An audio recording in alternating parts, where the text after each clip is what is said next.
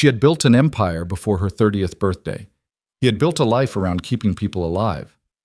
When Victoria Ashford slid that unsigned document across the boardroom table and said, "Either you sign it or you're done here," every person in that room held their breath. They all expected the single father with a sick little girl and a mountain of medical bills to pick up the pen. Nobody expected him to pick up his box instead. What happened next didn't just shake $1 billion deal. It changed 2 lives forever. If this kind of story moves you, hit that subscribe button right now and follow this journey all the way to the end. Drop a like and tell me in the comments, what city or country are you watching from? I want to see how far this story has traveled. Don't go anywhere. You won't want to miss a single moment of what comes next. The conference room on the 42nd floor of the Apex Industrial Systems headquarters smelled the way expensive things always smell, like leather and climate-controlled air, and the quiet certainty that the people inside it would never have to worry about anything as inconvenient as a heating bill. Logan Carter noticed that smell the moment he stepped off the elevator. He noticed it the same way he noticed everything, not because he was paranoid, but because 15 years of safety engineering had trained him to read environments the way other people read faces. You look for what doesn't belong. You look for what's been ignored, what's been patched over, what's been quietly humming along past its service life while everyone pretended it was fine. He already had a list of those things at Apex. It was a long list, and it was exactly why he'd been called up here today. Logan was 32 years old. He didn't look it, or rather, he looked exactly like what he was. Someone who had compressed about a decade of hard living into the last few years. There were lines at the corners of his eyes that hadn't been there at 26. His hands were the hands of a man who still did field work, even though his title technically didn't require it, roughened and careful at the same time. He wore the same charcoal blazer he wore to every meeting that required a blazer, the one his daughter Maisie called his serious jacket. And his shoes were clean, but not new. He stopped outside the conference room door and looked at his phone. 3:47 p.m. The science fair started at 6. Maisie had been reminding him every morning for 2 weeks. She'd taped a paper countdown to the refrigerator. That morning, she'd written the number 1 on it in red marker and circled it 4 times, then drawn a small rocket ship next to it because her project was about orbital mechanics. And she was, in Logan's completely unbiased opinion, the most interesting 8-year-old on the planet. "I'll be there," he'd told her that morning. "Promise?" "Promise." He tucked his phone away and pushed open the conference room door. What? There were 7 people already inside. Logan knew most of them by sight. Gerald Hines, the VP of Operations, a man who had been at Apex for 23 years and moved through the building with the practiced ease of someone who had survived 4 different ownership structures by being relentlessly agreeable. Sandra Park from Legal, who had the specific kind of stillness that lawyers develop when they're waiting for someone to say something they can use. 2 men Logan didn't recognize, in suits that suggested outside consultants or investment people.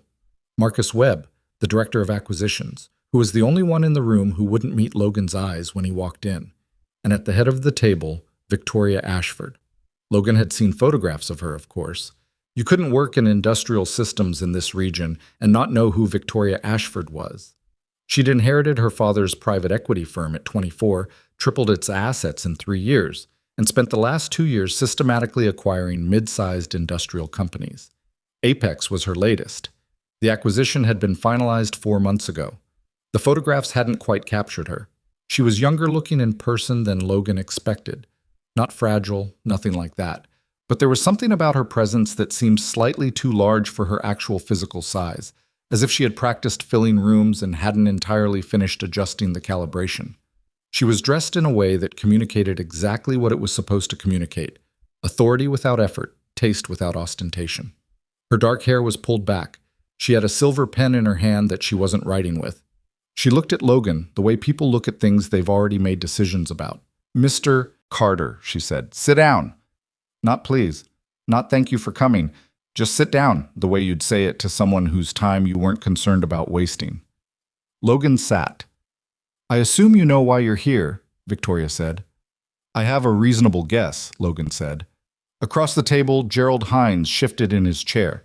Sandra Park wrote something on her legal pad. Victoria placed her silver pen on the table and folded her hands. The Meridian Group integration closes in 11 weeks. The certification timeline that your department submitted puts us 3 weeks past that closing date.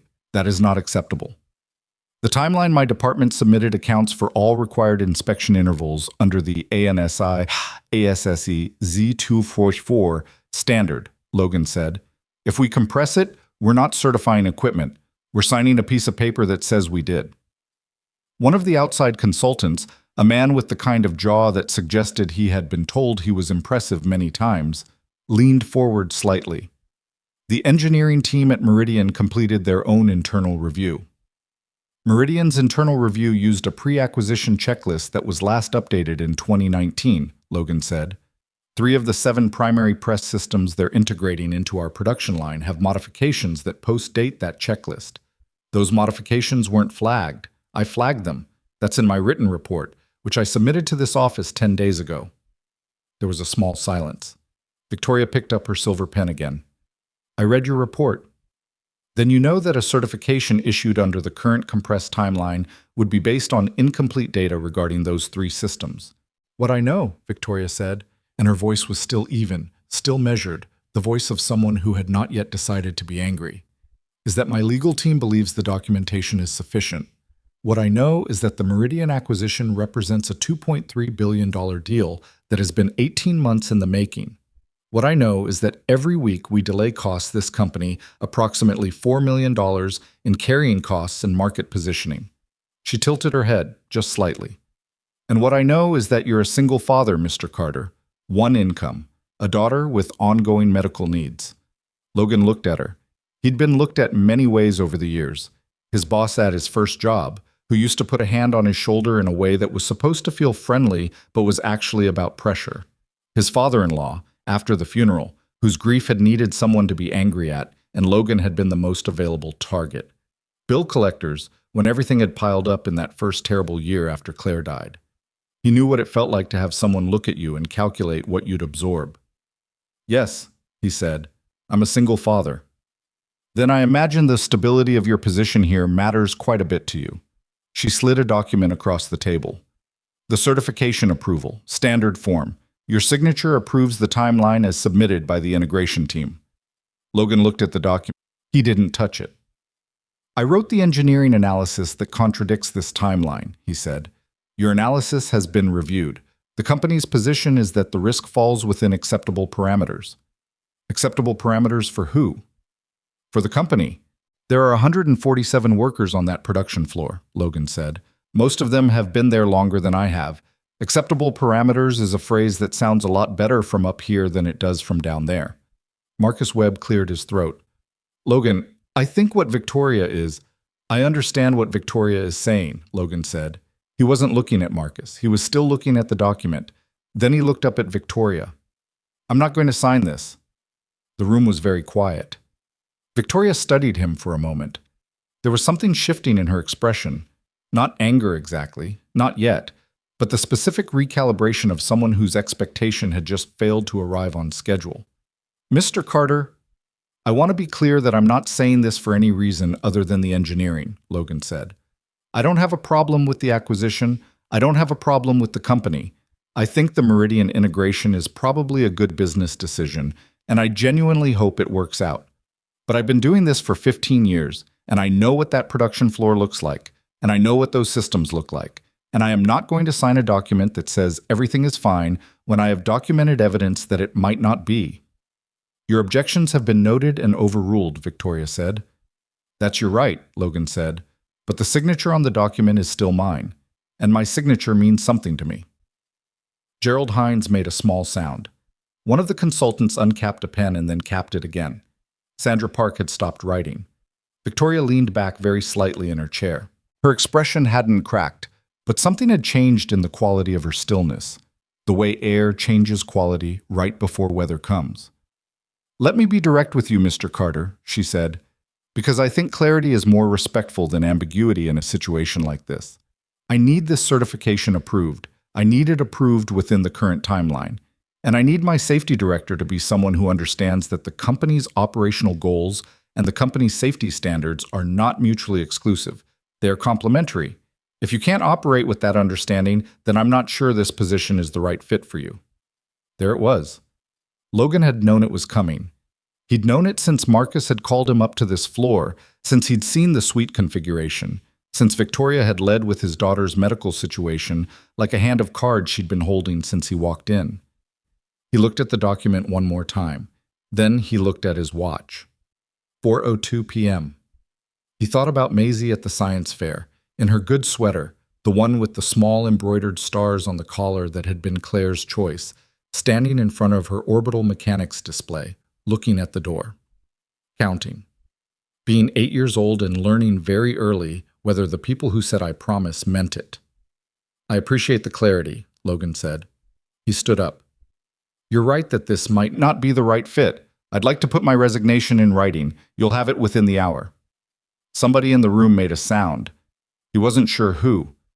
Victoria Ashford went absolutely still. She had the expression of a person whose chess move had been countered by the other player picking up the board and walking away. "You're resigning," she said. "Yes." Over this, Mr. Carter." And something different came into her voice now. Not a threat, not persuasion, something Logan couldn't immediately categorize. Something almost like actual curiosity. "You understand what you're walking away from. The benefits package, the salary, the stability for your—" "I understand," Logan said. He picked up the folder he'd brought with him, his own copy of the engineering analysis, which he'd brought in case anyone wanted to actually discuss it, and tucked it under his arm. "I hope the acquisition goes well," he said. "I mean that. And I hope someone takes another look at those 3 press systems before the integration runs." He walked to the door. Behind him, the room was so quiet, he could hear the climate control system cycling. He had his hand on the doorframe when Victoria spoke again. "Nobody walks away from this company over a scheduling dispute." Logan stopped. He didn't turn around. "I'm not walking away over a scheduling dispute," he said. "I'm walking away because you asked me to stake my name on something I don't believe is safe. And my name is the only thing I get to keep, no matter what else happens." He paused. "Have a good evening, Ms. Ashford." He walked to the elevator. His heart was going at a pace that he noticed and chose to ignore. His hands, he realized, were perfectly steady. He pressed the button for the lobby. The elevator was mirrored on 3 sides, which Logan had always found to be a strange design choice in a building full of people who were supposed to be projecting confidence. He looked at himself. The charcoal blazer, the clean but not new shoes, the lines at the corners of his eyes. He looked like a man who had just made either the bravest or the stupidest decision of his adult life, and he genuinely wasn't sure which one it was. He thought about the numbers, the way he always thought about numbers when things got loud. The medical bills. Maisie's cardiology follow-ups had tapered off in the last year, her condition stable. The specialist cautiously optimistic, but cautiously was doing a lot of work in that sentence. His mortgage, which was manageable but not comfortable. The savings account that had roughly 14 months of runway in it, if he was careful, maybe 10 if he wasn't. 10 to 14 months to find something comparable. He thought about the workers on the production floor. Diane, who ran the first shift press line and had 3 grandchildren she showed him pictures of every time he came down to do walkthroughs. Kofi, the apprentice technician who'd been there 8 months and reminded Logan of himself at that age. Careful and curious, and not yet worn into caution. People who came to work and expected that someone upstairs was paying attention to the things that mattered. He thought about Maisie's countdown on the refrigerator. The elevator opened. Logan walked through the lobby with his folder under his arm and his resignation already forming sentence by sentence in the back of his mind. He sat in his car in the parking garage for 11 minutes. Not because he was reconsidering. He wasn't reconsidering. He sat there because he'd learned, sometime in the last few years, that his body needed a small amount of time to catch up with his decisions. His brain had been clear and certain. The rest of him needed the 11 minutes to get synchronized. He called his sister, Kate. She picked up on the second ring. "Hey, how'd the meeting go?" "I quit." Silence.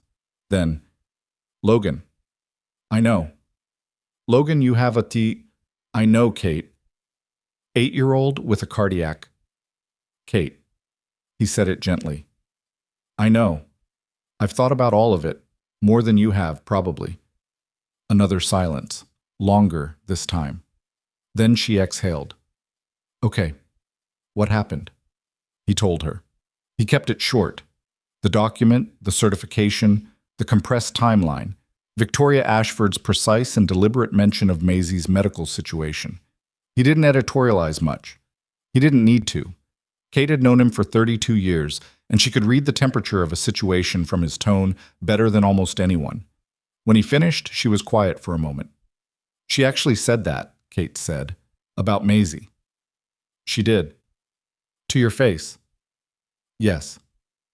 Wow, Kate said softly, and Logan could hear something in her voice that he recognized as the specific anger that came from loving someone who'd been underestimated. Okay, you want me to come get Maisie early so you have time to… No, Logan said. I told her I'd be there. I'm going to be there. You just quit your job. I know, but I told her I'd be there. Kate didn't say anything for a moment. Then, I don't know whether you're incredibly principled or incredibly stubborn. Probably both, Logan said. I'll call you tomorrow. Tell me you still have that contact at Hendricks Engineering. I have that contact. I'll text you his info. Thank you. Logan. Her voice dropped. You did the right thing. I don't know yet, he said honestly, but I did the thing I could live with. He hung up. He sat for another 3 minutes. Then he started the car. Plus, he submitted his resignation by email at 4:47 p.m. It was 4 sentences long. Professional. Specifics about the reason. Irreconcilable disagreement over certification standards, without being inflammatory.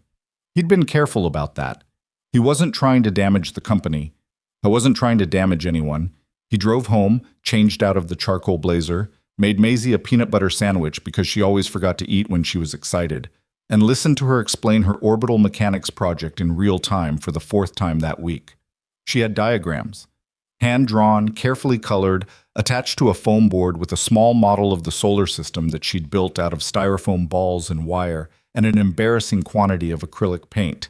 She'd labeled everything in her careful second-grade handwriting, not entirely accurate spelling on elliptical, but the physics was sound, which Logan considered the more important achievement. The thing about orbital mechanics, Maisie explained, standing in the kitchen with peanut butter on her fingers, is that gravity does all the work. You just have to get the angle right. That's a good life lesson, Logan said. She considered this seriously. Is it? I think so. What angle did you have to get right? Logan looked at his daughter. 8 years old, with Claire's eyes and his stubbornness, and some third combination that was entirely her own. And he thought about the conference room and the document and Victoria Ashford's silver pen. Today, he said, about 45 degrees, I think, maybe 50. Maisie nodded as if this made complete sense to her. That's a good angle. I hope so, Logan said. Come on, let's get your project in the car. The school gymnasium smelled like floor wax, and the particular controlled chaos of 40-something families all trying to navigate foam boards and science equipment through the same set of double doors.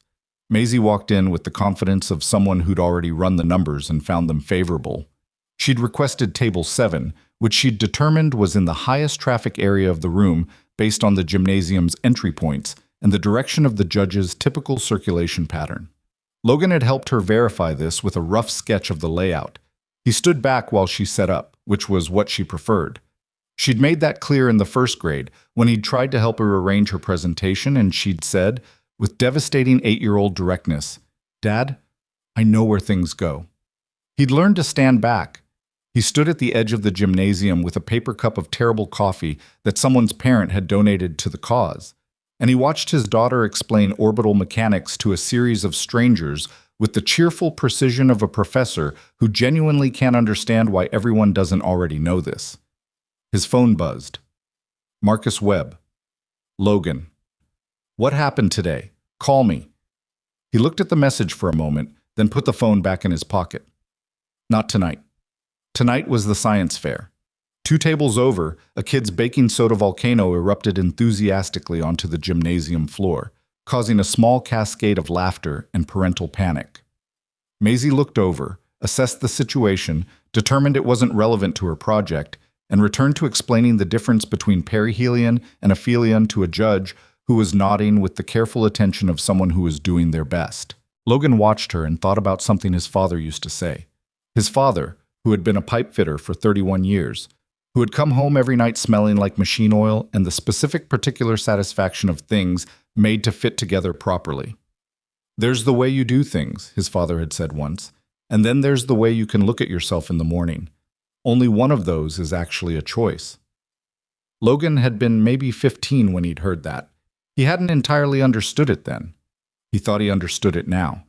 He understood it standing in a school gymnasium smelling like floor wax, watching his daughter explain the laws of planetary motion with peanut butter still faintly visible on her second-best sweater, holding a cup of terrible coffee, unemployed, and somehow, this was the part he couldn't entirely make sense of, not afraid. Worried, yes. Anxiety was already bookmarking pages in the back of his mind, making note of numbers, building to-do lists. He'd deal with that. He knew how to deal with that. But afraid? Not particularly. Maisie caught his eye from across the gymnasium. She was mid-explanation to what appeared to be 3 judges simultaneously, which she'd somehow managed to engineer without Logan quite seeing how. She gave him a very small thumbs up without breaking her explanation at all. He raised his coffee cup in response. The gymnasium was loud and warm and slightly chaotic, and smelled like floor wax and someone's ambitious attempt at a homemade battery, and Logan Carter stood in the middle of it and thought, "I'll figure out tomorrow. Right now, I'm exactly where I said I'd be." He was. That had to count for something. 42 floors above the city, in a corner office that overlooked a skyline going dark and gold as evening settled in, Victoria Ashford stood at her floor-to-ceiling window and did not look at the resignation email that had arrived in her inbox at 4:47 p.m. She'd read it already, twice. It was exactly what he'd said it would be. 4 sentences, professional, specific, nothing inflammatory. Like the man himself. She'd expected the usual kind of pushback. She'd run this play before, in different boardrooms with different variables, and she knew exactly what it looked like when someone was positioning for a counteroffer. The calculated hesitation, the strategic reluctance, the moment when financial reality reasserted itself and pride quietly stepped aside. She had not expected him to actually leave. She stood at the window and turned the silver pen over in her fingers, a habit she'd had since college, thinking through problems with something in her hand, and she thought about the way Logan Carter had said, "My name is the only thing I get to keep, no matter what else happens." There was a knock at her office door. Her assistant David opened it a fraction. "The engineering compliance summary you requested, and your 7 o'clock dinner is confirmed." "Thank you," Victoria said. She didn't turn from the window. "David, pull Logan Carter's full personnel file. Performance reviews, project records, the engineering analysis he submitted 10 days ago. Everything." "Tonight?" "Yes."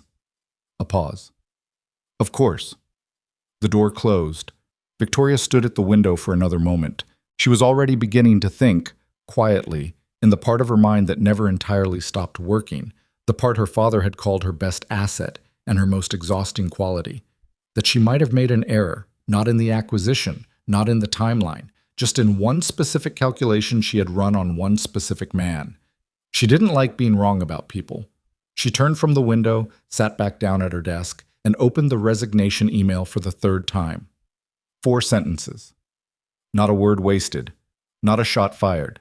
She clicked over to her contacts list and pulled up the Director of Operational Risk. She had some questions. The report took Logan 19 days. He worked on it the way he worked on everything that mattered, in long stretches, methodically, with the kind of focus that required the apartment to be quiet, and the coffee to be hot, and the legal pad beside the laptop to be available for the things his brain needed to think through with a pen rather than a keyboard. Maisie had school from 8 to 3, which gave him 7 hours of uninterrupted work time on the days he didn't have phone calls, and he used them completely. Kate called on day 4 to ask if he'd eaten anything that wasn't cereal, and he'd had to think about it for a moment before answering, which she took as a no and responded to by arriving at his apartment 40 minutes later with groceries and the expression of a woman exercising enormous restraint. "You look like you've been awake for 2 days," she said, setting bags on the kitchen counter. "I've been awake for regular amounts of time," Logan said. "I've just been busy during them." "What is all of this?" She gestured at the dining table, which had, over the course of 4 days, transformed from a surface people ate at into something that more closely resembled a research station. Printed regulatory filings. tabbed engineering standards, his own handwritten notes cross-referencing public equipment specifications against the ANSI requirements. 3 different colored pens, each representing a different category of finding. Public record engineering analysis, he said. Kate looked at it for a moment. For Apex. For the workers at Apex. Technically for whoever ends up being in a position to do something about it. She was quiet for a moment, which was unusual for Kate. She was the kind of person who processed things out loud, in real time, with running commentary. When she went quiet, it meant she was deciding between 2 things she wanted to say and picking the one that wouldn't start an argument. Are you going to be okay? She said. Financially? In general. Logan turned back to his laptop. Ask me again in 3 weeks. She made dinner that night, actual dinner with vegetables, and stayed until Maisie's bedtime, sitting on the couch with her while Maisie explained orbital mechanics to her with the patient confidence of someone who had recently been validated by a panel of judges. Kate listened with the attentiveness of a person who was genuinely interested, which was one of the things Logan appreciated most about his sister. She wasn't performing interest for Maisie's benefit. She was actually curious. After Maisie went to bed, Kate sat at the kitchen table across from Logan's research station and looked at it more carefully. You're not going to go to the press, she said. Not a question. No. Or a regulator. Not unless there's an actual incident, and I genuinely hope there isn't. Then where does this go? Logan moved a stack of printed filings to align with the edge of the table. The Meridian acquisition has a financing committee. The investment group putting up the capital for the deal has its own engineering oversight requirements, standard practice for acquisitions at this scale. They're required to review material risk documentation. He looked at his sister. If a documented, technically grounded risk analysis reaches them through appropriate channels, they're obligated to consider it. Kate stared at him. Appropriate channels meaning what exactly? Meaning the analysis needs to be clean, sourced entirely from public record, submitted through someone with standing to submit it. He paused. I know a senior engineer at the Industry Standards Board. We've worked together on 2 different standards committees over the years. He can review the analysis, and if he finds it credible, which I believe he will, he has the standing to transmit it as an independent technical opinion. Kate was quiet again. Then, you thought this all the way through. I had time. Logan. She said his name the way she'd been saying it their whole lives. 2 syllables that contained, depending on inflection, everything from deep affection to profound exasperation, and this time contained both simultaneously. What are you actually trying to do here? Because it doesn't sound like revenge, but it's not revenge. Then what is it? He thought about Kofi, the apprentice, about Diane's grandchildren photographs, about the way a press system failure at high force didn't give you a second chance to address it after the fact. It's just the job, he said. The job I was hired to do. I don't stop being an engineer because I don't have a title anymore. Kate drove home at 10:30. Logan worked until past midnight. He did that for 19 days. The finished report was 43 pages long, not counting appendices. Logan read it through 3 times before sending it to James Whitfield at the Standards Board. James was 61, had a background in mechanical systems and materials science, and had the kind of reputation that meant his name on a document was not a small thing. They'd met 8 years ago on a committee reviewing fall protection standards and had stayed in occasional contact, the specific kind of professional contact that was genuine without being frequent, where you could go 8 months without talking and pick up a call without any social recalibration required. Logan called him first. Logan Carter, James said when he picked up. What have you gotten yourself into? Why do you assume I've gotten into something? Because you don't call at 11 in the morning on a Tuesday unless you need something, James said. There was the sound of a chair shifting. Talk to me. Logan talked. He kept it factual and concise. The situation at Apex, the specific systems, the nature of the modification documentation gaps, the certification timeline, the reason he'd resigned. He did not editorialize. He did not characterize Victoria Ashford or Marcus Webb in terms that could be construed as personal grievance. He described the engineering situation the way he would describe it in a technical meeting, because that was what it was. When he finished, James was quiet for a moment. You have this in writing, James said. 43 pages. Public record sourced. I'll send it to you today. I'm not going to put my name on something I haven't fully reviewed. I'm not asking you to. I'm asking you to read it. A pause. Send it. Logan sent it. I then went for a run, which was something he did when he needed his brain to stop running calculations in the background for a few hours, and which only partly worked. He ran 3 miles through the neighborhood, past the park where he took Maisie on Saturdays, past the diner on the corner where he used to sit on Sunday mornings with Claire. When Sunday mornings were a different kind of thing, past the elementary school building, which was quiet at this hour, and had Maisie's artwork visible through one of the ground floor windows. A solar system painting she'd done 2 months ago, still mounted on the classroom wall. He ran back to his apartment. He showered. He made lunch. He sat at his desk and made himself work on his resume for 2 hours, because the analysis was done and submitted and out of his hands now, and he still had a daughter and a mortgage and a finite savings account. James called back on day 3 of the review. I went through it twice, James said. Walk me through your methodology on the fatigue variable estimation in section 4. I want to understand how you got from the modification filing data to the uncertainty range you're reporting. They spent an hour on the phone going through it section by section. James asked questions the way good engineers ask questions, not adversarially, but precisely, probing the reasoning at each step. Logan answered each one. There were 2 places where James pushed back on his framing and Logan revised his position because James was right. There was one place where Logan held his ground with a more detailed explanation, and James said, after a moment, "Okay, yeah, I see it." At the end of the call, James said, "This is solid work." "I know," Logan said, not arrogantly, just as a statement of fact.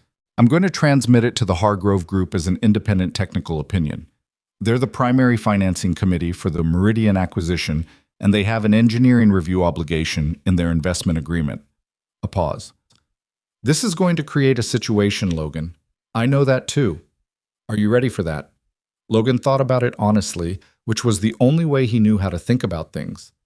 "No," he said, "but I'm doing it anyway." James made a sound that might have been a laugh. "That tracks," he said. "I'll transmit it by end of week." Victoria found out about the independent technical report on a Thursday morning, 9 days after Logan's analysis had been transmitted to the Hargrove Group's engineering review team. She found out because the Hargrove Group called her directly, which was not how things were supposed to go. Not in the protocol of acquisition financing, where concerns got filtered through intermediary channels and delivered with careful phrasing.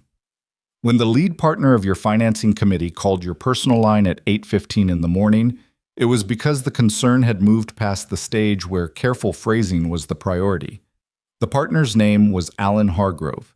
He was 68, had been in industrial investment for 35 years, and had a voice that communicated in every syllable that he had seen exactly this kind of situation before and found it exactly this tiresome. "Ms. Ashford," he said, "we've received an independent technical analysis of the Meridian integration, specifically regarding 3 press systems and their compliance status under current ANSI standards. I imagine you know what I'm referring to." Victoria was standing at her office window. She had her coffee in one hand and her phone in the other, and she looked out at the gray morning sky and said, "I'm aware of the engineering concerns around those systems. We pulled the provisional certification 10 days ago and initiated an independent inspection." "I'm aware you did," Alan Hargrove said. "What I'm calling to discuss is the independent analysis itself, which your former safety director prepared and which my engineering team has now reviewed." A pause. "Ms. Ashford, the analysis is credible. My team has some follow-up questions, and frankly, I think you need to be in a room with the man who wrote it." Victoria said nothing for a moment. "He no longer works for us," she said. "I'm aware of that too. That's rather the point, isn't it?" Another pause. "I'll be in your city next Wednesday. I'd like to arrange a meeting.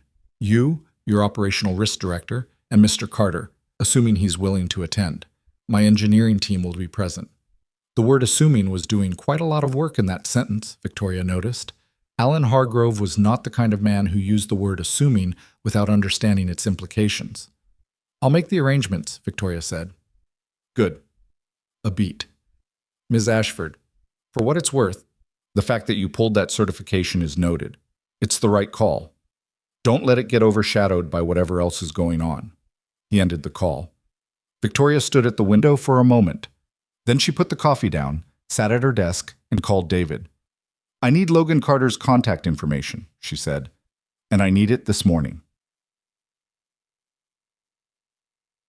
Logan's phone showed a 212 area code he didn't recognize, which he almost let go to voicemail and then didn't. "Mr. Carter," Victoria Ashford's voice. Recognizable immediately, not because he'd spent a lot of time thinking about it, but because voices that precise tended to stick in memory. "This is Victoria Ashford." He was standing in his kitchen again. It seemed to be where all his significant phone calls happened. He had the feeling, later, that the kitchen would have associations after this. "I know," he said. A brief pause. "I'll be direct with you. I'd appreciate that. The Hargrove Group has reviewed your independent analysis. Alan Hargrove is coming to the city next Wednesday, and he wants a meeting. You, me, Richard Tao, and the Hargrove engineering team. He specifically requested your presence." Another pause, shorter. "I'm calling to ask if you'll attend." Logan looked at the kitchen counter. The coffee maker. The small handprint painting Maisie had done in first grade that he'd framed and hung on the wall because she'd been so proud of it, and because it was actually quite good for a 6-year-old. A red handprint made into a turkey, which she'd then elaborated into a spaceship, which was very on brand. "Why are you calling me instead of having someone else call me?" he said. The pause this time was different, slightly longer. The quality of it was harder to read. "Because I'm the one who asked you to sign something you shouldn't have signed," Victoria said, "and then made it professionally untenable for you when you refused. And because the analysis you submitted was correct, and you prepared it on your own time without access to anything proprietary, which means you did exactly what you said you'd do, and I owe you the basic courtesy of making this call myself." Logan was quiet for a moment. He hadn't expected that. He'd expected management language. "We'd like to extend an invitation," the company recognizes, going forward. He hadn't expected something that sounded like a person who'd done a specific thing and was acknowledging the specific thing. "The meeting," he said. "What's the format?" "Technical. Hargrove's engineering team has follow-up questions on your analysis. Richard Tao will present the current inspection status. I'll be there." A brief pause. "I'm not asking you to come back to Apex. I'm asking you to present your findings to the people who need to understand them." "Those are two different asks," Logan said. "Yes, they are." He turned and looked out the kitchen window. The street below was doing its regular morning thing. A woman walking a dog, a delivery truck maneuvering around a double-parked car, two kids in backpacks moving with the unhurried confidence of people who were definitely going to be late for school and had decided to be at peace with it. "What's the address?" he said. "And what time?" "What?" he told Kate that evening during their weekly Tuesday call. "She called you herself?" Kate said. "Yes." "Not an assistant, not a lawyer. Her. Her, directly." Kate was quiet for a moment. "Okay," she said finally. "That's... Okay, are you going?" "Yes." "Logan." "Kate, there are still 147 people on that production floor." He said it simply, without emphasis, because it didn't need emphasis. "The meeting exists because Hargrove wants answers, and I'm the one with the answers. That's the beginning and end of the analysis." "You're not nervous." "I'm nervous," he said. "I'm just going anyway." He spent Sunday and Monday reviewing his own report with fresh eyes, which was something he always did before presenting technical work. Distance himself from it, come back to it, look for the places where he'd been clear and the places where he'd assumed comprehension that he shouldn't assume. He revised 3 sections for clarity. He prepared a short supplementary summary for a non-technical audience, because Alan Hargrove's engineering team would understand the full document, but the meeting dynamics would require him to be able to explain the core findings to people with financial backgrounds as well. He pressed his charcoal blazer. Not because he was trying to make an impression, but because it was the only blazer he owned and it needed pressing. Maisie watched him do this on Tuesday evening with the serious attention she gave to things she was trying to understand. "You have an important meeting," she said. "Wednesday morning, yes." "Is it the kind where things get decided?" Logan thought about this. "Yes," he said. "Probably." She nodded, processing. Then, "Are you going to be okay?" He looked at his daughter, 8 years old, with her mother's eyes, and her grandmother's chin, and her own particular brand of directness that had been entirely her own since birth, asking him, "Are you going to be okay?" the same way he asked her when things were hard, in the same tone, with the same genuine want behind it. "Yes," he said. "You're sure?" "Pretty sure." She seemed to find this adequate. "Okay," she said, and went back to her book. The meeting was held in a conference room at the Hargrove Group's local offices, neutral ground, which Logan noted and appreciated, not apex territory. He arrived 7 minutes early. Richard Tao was already there, standing near the window with a coffee cup and the expression of a man who had been waiting for this meeting for a long time. They'd spoken once by phone in the previous 2 weeks, a careful and professional conversation in which both of them had been scrupulous about not discussing anything that could constitute information sharing outside appropriate channels. But they'd established, in the way people sometimes establish things without explicitly stating them, that they were looking at the same problem from different positions and arriving at compatible conclusions. Richard nodded when Logan came in. "Carter." "Tao." "Good report," Richard said simply. "Good memo," Logan said, meaning the one that had gone to Marcus Webb and been filed without action. "I read it." Richard's mouth did something that wasn't quite a smile. "Of course you did." The Hargrove engineering team came in at 2 minutes to 9. 3 people, 2 men and a woman, all in the specific register of professional that communicated competence without theater. Then Alan Hargrove himself, who was exactly what his voice had suggested, a man of 68 who had been in rooms like this for 35 years and moved through them with the unhurried authority of someone who understood that time spent anxious was time wasted. And then Victoria Ashford. She walked in last, which Logan suspected was not an accident. Either she'd timed it deliberately or she'd been in a hallway conversation that had run long, but either way, her entrance had the quality of a decision rather than an arrival. She was in a dark jacket, hair back, no silver pen visible, which Logan noticed without being sure why he noticed it. She looked at Logan when she came in, not with the boardroom expression, not the one that had calculated him. Something else. He couldn't immediately categorize it. He filed it for later. "Mr. Carter," she said. "Ms. Ashford." They sat. Alan Hargrove looked around the table with the deliberate patience of someone settling a room. "Let's not waste anyone's time with preamble," he said. "We're here because an independent technical analysis flagged material engineering concerns about the Meridian integration. The analysis has been reviewed by my team. Mr. Carter, I'd like you to walk us through your primary findings." Logan opened his folder. "Section 4 of the report covers the core issue," he said. "I'll start there and work backward to the context if that's useful." "That's useful," Alan Hargrove said. Logan talked for 22 minutes without interruption.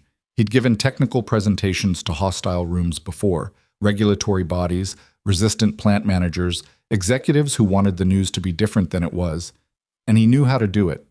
You stayed with the data. You didn't advocate. You described.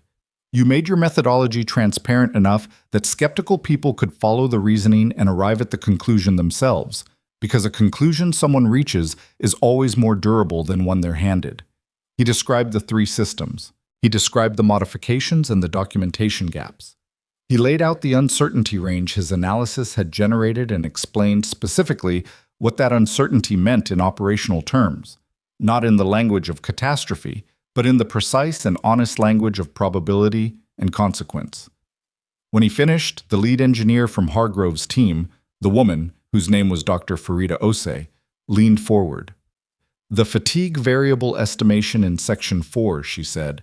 "Walk me through the derivation." Logan walked her through it. She pushed back in 2 places. He responded to both. In one case, she was right, and he said so.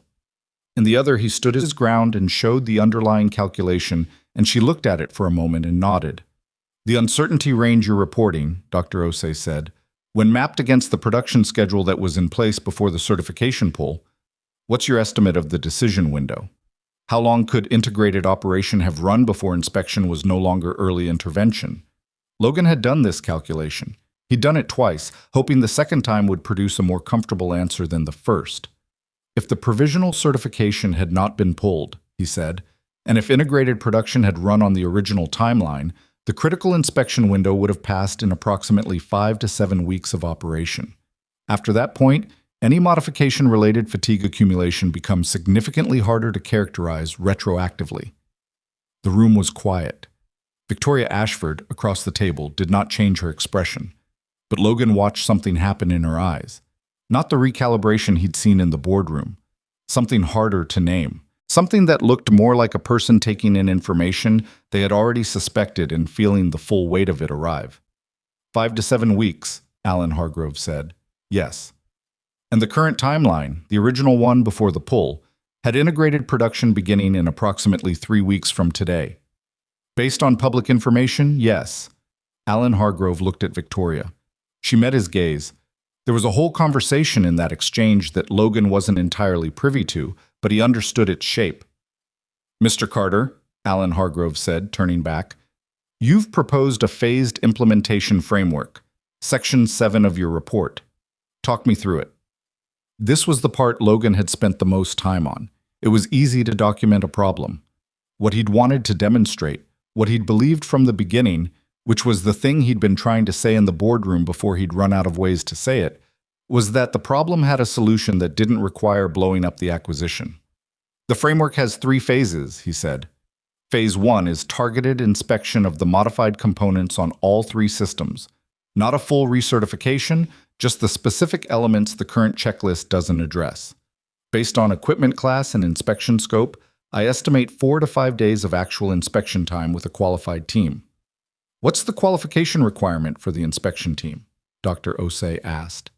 Certified by the board under the current standard, with experience in high-force press systems specifically, not general mechanical. He looked at her. Your team would qualify. She made a note. Phase 2, Logan continued, is a documentation update, aligning the certification records with the actual configuration of the systems as they currently exist. This is administrative, but it's not trivial. It needs to be done accurately and in sequence, 7 to 10 days. And Phase 3? Alan Hargrove asked. Phased integration startup. Instead of bringing all 3 systems into production simultaneously, you bring them up sequentially with monitoring intervals between. If something unexpected surfaces in System 1, you have time to address it before Systems 2 and 3 are committed. He paused. The total timeline impact is approximately 3 weeks, maybe 3.5 if the inspection turns up something that needs physical correction, which is possible but not my base case based on the available data. Alan Hargrove leaned back slightly. 3.5 weeks against the original schedule. Roughly.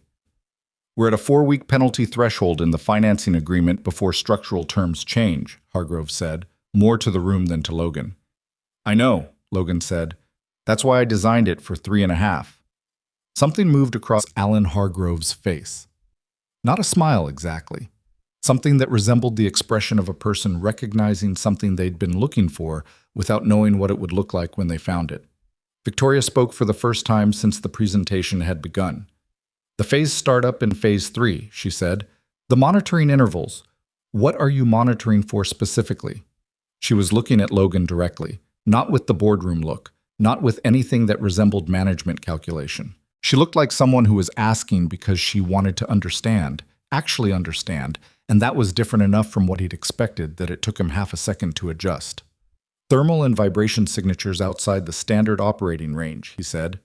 If a modified component has an uncharacterized material behavior under load, the first signal is usually thermal or vibrational. We set monitoring parameters based on the manufacturer specifications for the unmodified baseline, flag anything outside a specified tolerance, and investigate before continuing operation. He held her gaze. It's not exotic, it's just doing the thing properly. Victoria looked at him for a moment. Yes, she said quietly. It is. The meeting ran for another hour and 40 minutes after that. Dr. Osei and her team went through the report section by section with the thoroughness Logan had expected and respected. Richard Tao presented the current inspection status. The targeted review he'd initiated 10 days ago had covered System 1 already. Preliminary findings were consistent with Logan's uncertainty estimates, which was not good news but was the expected kind of not good news, which was better than the unexpected kind. By the end, the room had arrived at a position without anyone formally proposing it. That was how these things went when the engineering was clear.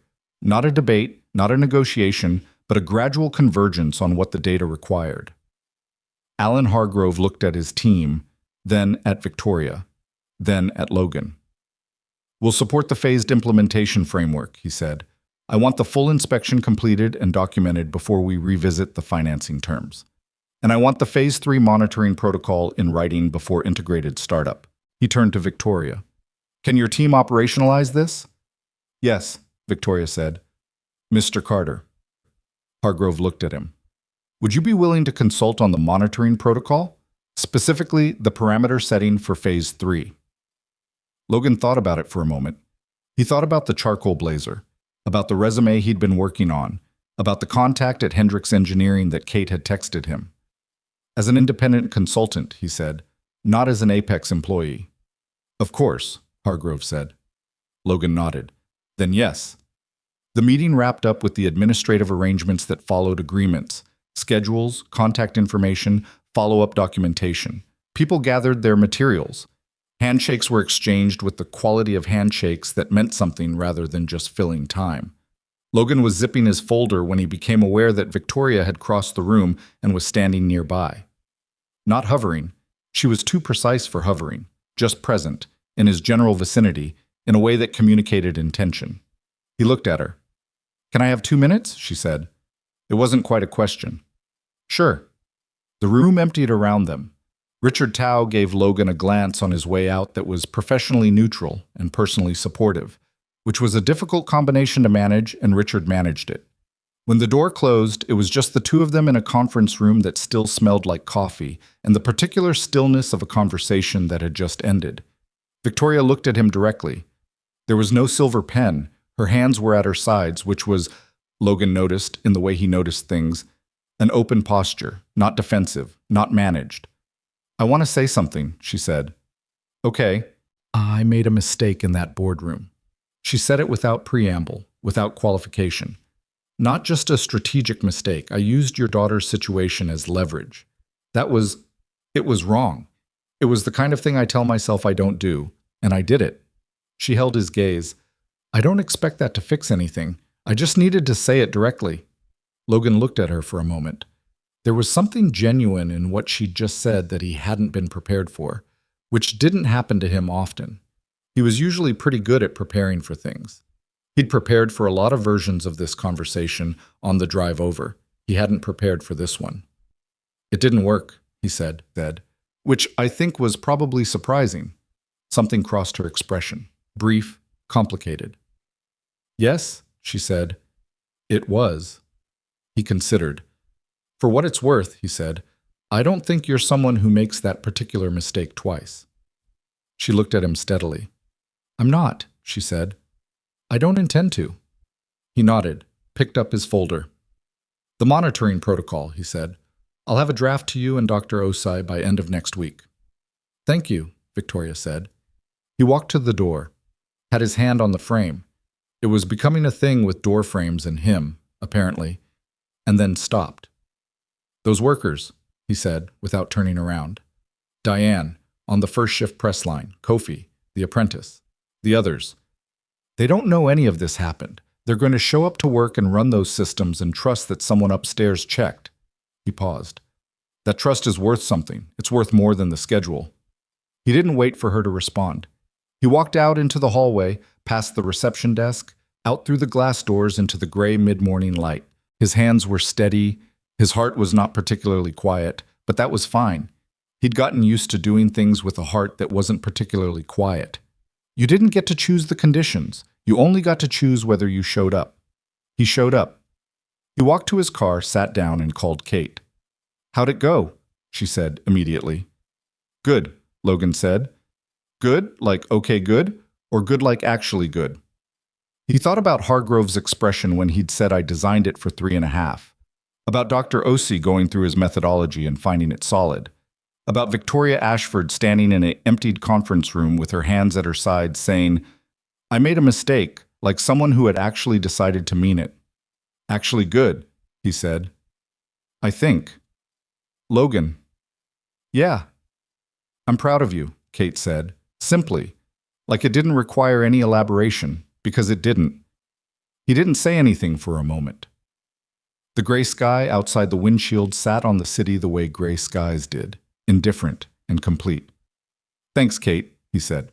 He drove home. The personnel file David brought her was thick. Not physically. It existed as a digital stack of PDFs and scanned documents on her second monitor, but thick in the way that some people's records are thick, not because they'd caused problems, but because they'd solved them. Consistently, quietly, over a long period of time. Victoria Ashford had been reading it for 40 minutes, and she hadn't touched her dinner. The 7 o'clock reservation had been canceled. David had handled it without being asked, which was one of the things she appreciated about David. He could read a room even when the room was an office, and the only person in it was her. She had a glass of water on her desk that had been there since 6:30 and was still full. Logan Carter had joined Apex Industrial Systems 6 years ago, hired as a mid-level process safety engineer at a salary that was respectable without being remarkable. His first performance review, filed by a department head who had since retired, used the phrase methodical to a fault in what appeared to be intended as mild criticism. His second review, filed by the same man, used the phrase methodical to a fault. Again, but this time the surrounding context made it read differently, like someone who had initially found a quality inconvenient and had come around to understanding its value. By year 3, Logan had been promoted twice. By year 4, he'd redesigned the inspection protocol for the plant's chemical handling systems in a way that reduced incident reports by 31%. Not because he'd been asked to, because he'd looked at the existing protocol, seen where it had gaps, and quietly fixed them. There was an internal commendation in the file from a plant manager named Roberta Huang, dated about 3 years back, that read, "Logan Carter is the kind of engineer who makes companies safer without ever making noise about it. We should be paying him more." They had apparently not paid him more. Victoria noted that. She scrolled further. 6 months ago, Logan had submitted an engineering risk assessment, unprompted, outside the scope of his assigned duties, flagging the exact 3 press systems he'd mentioned in the boardroom. The assessment had been received by Marcus Webb's office. There was an acknowledgement email on record. That was it. No follow-up. No action. Just acknowledgement and then silence, and then the Meridian integration proceeding on the timeline that didn't account for anything Logan had flagged. She sat back in her chair. Outside her window, the city had gone from gold to the specific gray-blue of late evening, and the skyline was doing what it always did at this hour, turning itself into something that looked vaguely cinematic, all lit windows and distance. She'd never had much patience for that view. It was the kind of beauty that didn't require anything from you, and she'd always been suspicious of things that didn't require anything from you. She picked up her phone and called Richard Tao. Richard was her director of operational risk, a 54-year-old former actuary who had the specific personality type of someone who had spent decades converting uncertainty into numbers and had become, over time, somewhat more comfortable with numbers than with people. He was also, in Victoria's experience, the person least likely to tell her what she wanted to hear, which was exactly why she'd hired him. He picked up on the 4th ring, which meant he'd been deciding whether to. "Victoria, tell me about the Meridian press system flags," she said, without preamble. A pause. Short, but the kind that contained something. "Which flags specifically?" "The ones in Logan Carter's assessment from 6 months ago. The 3 systems with post-checklist modifications." Another pause. Longer this time. "Where did you see that assessment?" "In his personnel file, which I'm reading right now." She kept her voice even. "Richard, tell me about the flags." She heard him exhale slowly. It was the exhale of a man who was choosing between 2 uncomfortable options and had just picked the less comfortable one. "The assessment was accurate," Richard said. "The flags were legitimate. The modifications on those 3 systems post-date Meridian's internal checklists by 14 to 22 months, depending on the unit. There are no current inspection records that account for those modifications under the relevant ANSI standard." Victoria was quiet for a moment. "Why wasn't this resolved before the certification timeline was finalized?" she said. "Because the certification timeline was finalized before I was shown the assessment." He said it carefully, like a man placing something fragile on a table. "I received Carter's flag summary 2 weeks ago. By that point, the timeline had already been circulated and the Meridian team had already been informed. I sent a memo to Marcus Webb's office recommending we add a review interval." "What happened to the memo?" "As far as I can determine, it was received and filed." Victoria said nothing. She turned the silver pen over in her fingers. "Richard," she said, What's your current risk assessment on the integration timeline as it stands right now? The pause this time was the longest yet. I would not describe the current situation as acceptable, he said, with the precision of a man who had chosen every single word in that sentence very deliberately. I've been trying to schedule a meeting with Marcus Webb about it for 9 days. Schedule it with me instead, Victoria said. Tomorrow morning, 7:30. Of course. Another beat. Victoria, what happened to Carter? He resigned. The silence on Richard's end had a quality to it that Victoria found difficult to read, which was unusual. Richard Tao was normally quite readable. I see, he said finally. 7:30 tomorrow, she said, and ended the call. She sat at her desk for a long moment without moving. Then she pulled Logan Carter's 6-month-old engineering assessment onto her main screen and started reading it from the beginning. It was not written the way engineering documents usually were, or at least not the way the engineering documents Victoria was used to seeing got written. Dense with passive voice and bureaucratic hedging, designed to convey information while simultaneously distributing responsibility so evenly that no single sentence could be pinned down and held accountable for meaning anything specific. Logan's assessment was direct, uncomfortably direct, in the way that clear writing always was when you were used to the other kind. He'd laid out the modifications on each of the 3 press systems, cross-referenced them against the applicable standards, identified exactly where the inspection checklist had gaps, and estimated, with specificity, with cited engineering data, the range of possible outcomes if those gaps weren't addressed before the systems went into integrated production operation. He hadn't used the word dangerous. He hadn't needed to. The document said what it said, and what it said was that the current situation involved a meaningful level of uncertainty about the performance characteristics of critical production equipment, and that meaningful uncertainty in that specific context had specific potential consequences, and those consequences involved people. Victoria read it twice. She was not an engineer. She would not have claimed to be one, but she had spent 6 years acquiring and integrating industrial companies, which meant she had developed, out of pure necessity, a working literacy in engineering documentation. She could read a risk assessment the way a non-lawyer could read a contract, not with expert precision, but well enough to understand what was actually being said underneath the language. What Logan's document was saying underneath the language was, I found something that could hurt someone. I told you about it 6 months ago. Please do something about it. She closed the laptop. Outside, the city continued doing its cinematic thing, indifferent.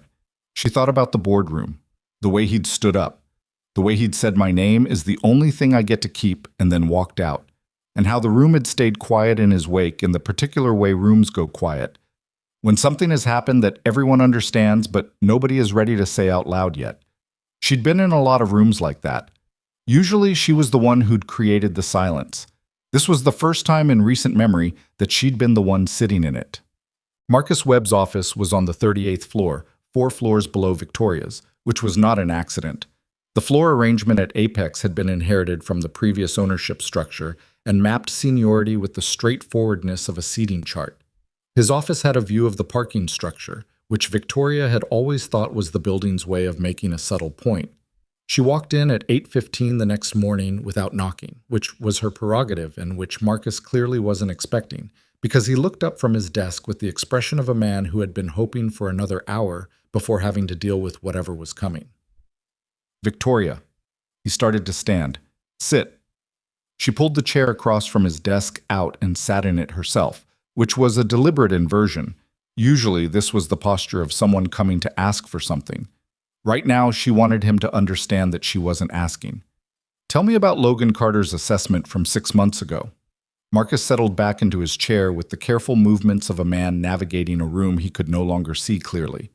He was 51, with the kind of broad-shouldered build that had probably been athletic in an earlier decade and was now just solid, and he had a way of filling a chair that usually communicated confidence. Right now it communicated something else. Logan's assessment, he said, in the tone of a man buying time.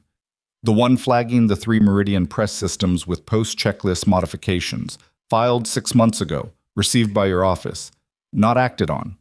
She kept her voice entirely neutral. That one. Marcus put his pen down on the desk.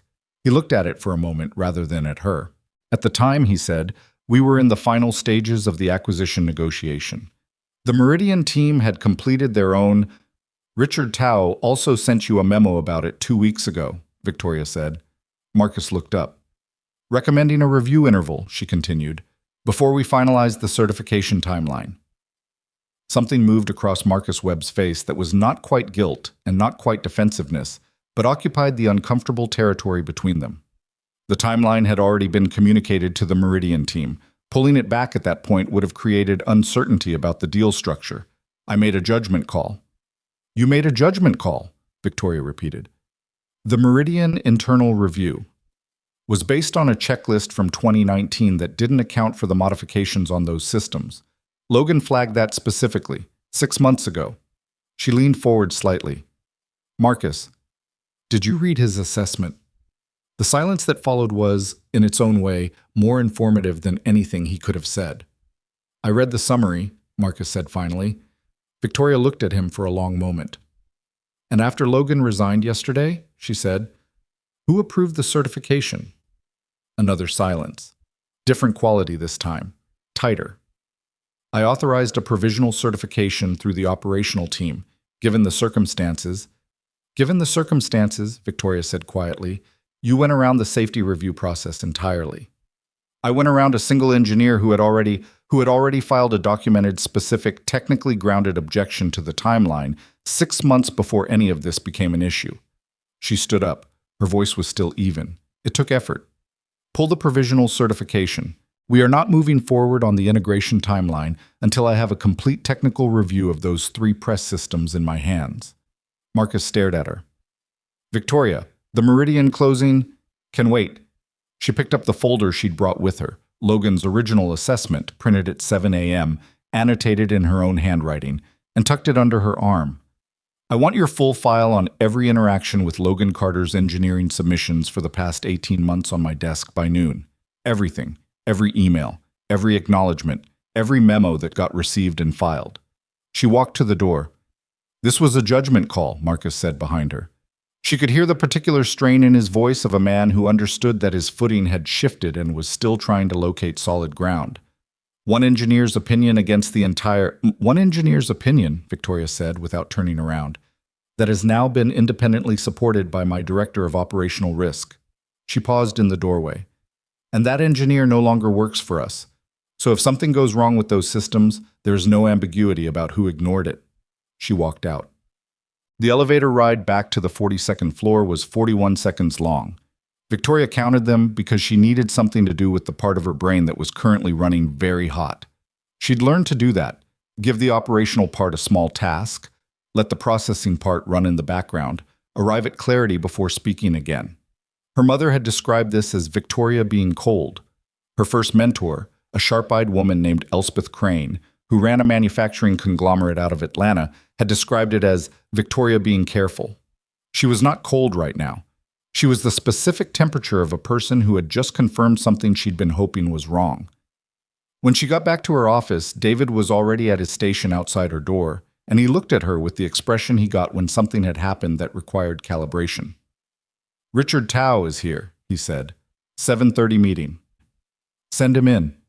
She went to her desk, set the folder down, turned on her second monitor. And David, I need the contact information for the independent engineering review panel we used on the Callaway acquisition.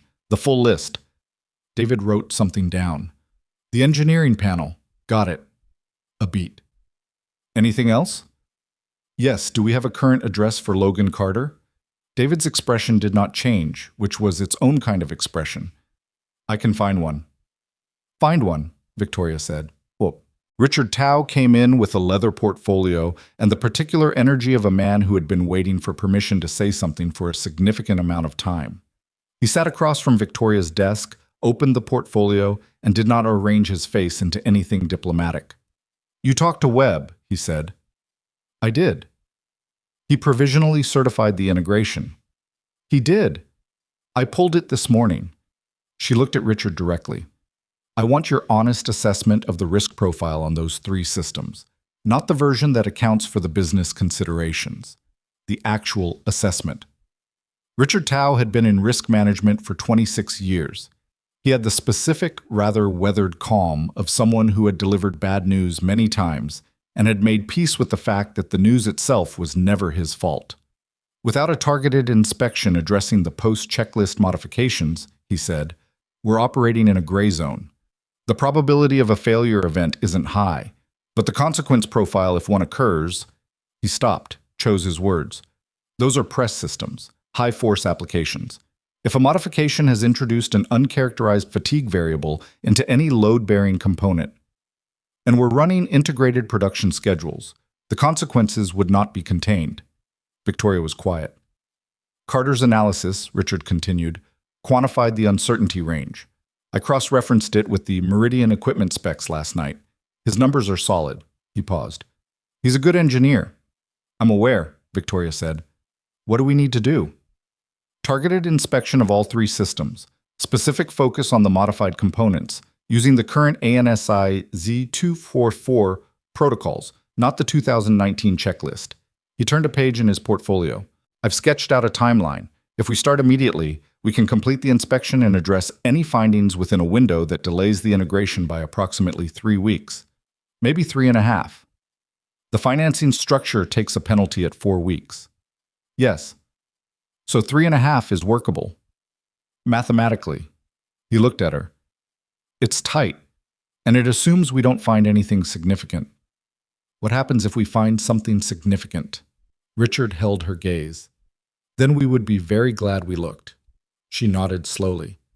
Start the process today. I want daily status reports. She turned back to her main screen. One more thing, Carter's assessment, the one from 6 months ago. He proposed a phased approach to the inspection. Did you look at it? I did.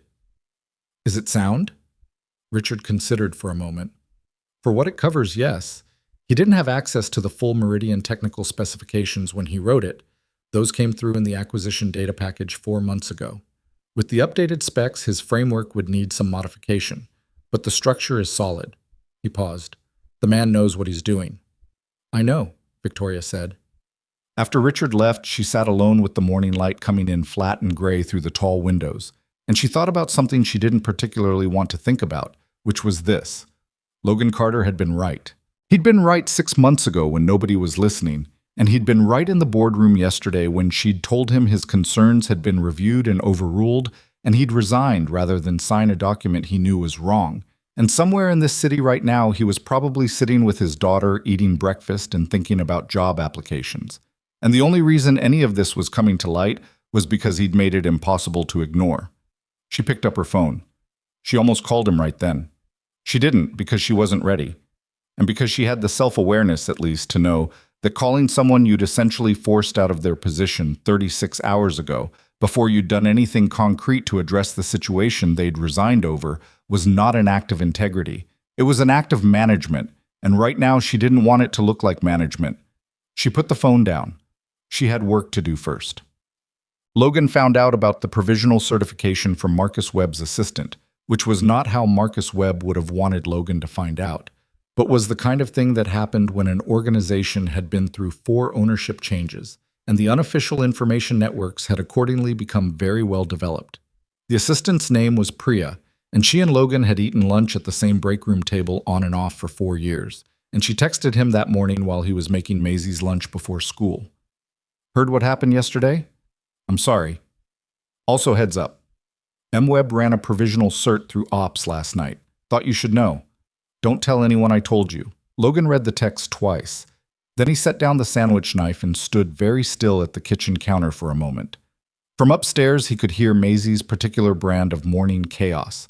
The sound of her looking for a shoe that was definitely where she'd left it, accompanied by a running monologue she directed at no one in particular about the inexplicable behavior of footwear. He put his phone face down on the counter. He thought very specifically about Diane on the first shift press line, about Kofi, 8 months into his apprenticeship, about the 14 other workers whose names and faces he could call up without effort because he'd made a point of learning them, because that was how you did this job properly. Not from behind a desk with a checklist, but with actual human beings in mind. He picked the phone back up and typed back, "Thank you for telling me. I won't." Then he finished making the sandwich, put it in Maisie's lunchbox next to the apple and the small note he wrote every day. Today's said excellent orbital mechanics with a small drawing of a planet. and called up the stairs. Maisie, time. I know. The sound of feet on stairs accelerating, already zipped, which meant she'd been ready and the shoe thing had been theatrical. He'd figured that out about 6 months ago, but hadn't said anything because everyone was entitled to their morning rituals. Good morning, she said, with the particular brightness of an 8-year-old who'd won a science fair the previous night and had not yet stopped thinking about it. Good morning, Logan said. You ready? I have been ready, she said, with great dignity. He drove her to school. He listened to her talk about what she planned to do with the blue ribbon. It would apparently be mounted on the wall above her desk, next to the periodic table poster, and a photograph of a nebula she'd printed out herself. He said the right things at the right times, which wasn't hard because most of what she said was genuinely interesting. When he pulled up to the school drop-off, she climbed out, then turned back. Dad? Yeah. You came, she said, not as if she'd been surprised, just as if it meant something to name it. I said I would, he told her. She gave him a look that was very clear, a look he'd learned to recognize without flinching, or mostly without flinching, and nodded once. Then she walked into school with her backpack and her blue ribbon future plans and her complete confidence in orbital mechanics. Logan sat in the drop-off lane for a moment after she'd disappeared through the doors. Then he drove home, sat down at his desk, opened his laptop, and started building the independent technical analysis he'd been thinking about since the elevator ride down from the 42nd floor. He wasn't going to use any proprietary Apex data. He wasn't going to use anything internal, anything confidential, anything that could be characterized as a breach. He was going to use public engineering standards, publicly available specifications for the class of equipment involved, and the documented modifications that Meridian had filed with the relevant regulatory bodies, all of which were a matter of public record, because that was how industrial equipment modification filings worked. He opened the ANSI Z244 standard. He pulled up the regulatory filing database. He made a list of what he could access and what he could establish from those sources alone. It was going to take time, maybe weeks, and at the end of it, he'd have a document that said, in precise and verifiable language, what he'd already said in the boardroom, but said it in a way that didn't rely on anyone taking his word for it. He put a pot of coffee on. He took out a legal pad and started writing. He wasn't doing it for revenge. He'd examined that motive carefully, the way he examined most things, and he didn't find it there. He wasn't trying to blow up the acquisition or damage Apex or make Victoria Ashford look foolish, although he recognized that some of those things might be collateral outcomes if things went badly enough. I was doing it because there were 147 people on that production floor, and a provisional certification issued by someone who hadn't read the engineering assessment meant that at some point in the near future, those systems were going to run in integrated configuration without anyone having properly accounted for the uncertainty in those modified components. And he was the only person who had done the full technical analysis and was now in a position to document it without internal constraint. He didn't particularly like being that person, but he was that person. So he made coffee and sat at his desk and got to work.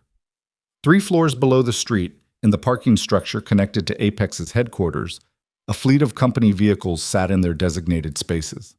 On the 38th floor, Marcus Webb was on his 3rd call of the morning, trying to manage the fallout from the pulled certification. On the 42nd floor, Victoria Ashford was reading engineering standards she'd never needed to read before, making notes in the margins, trying to understand what she'd been looking at in that boardroom more clearly than she had when she was looking at it.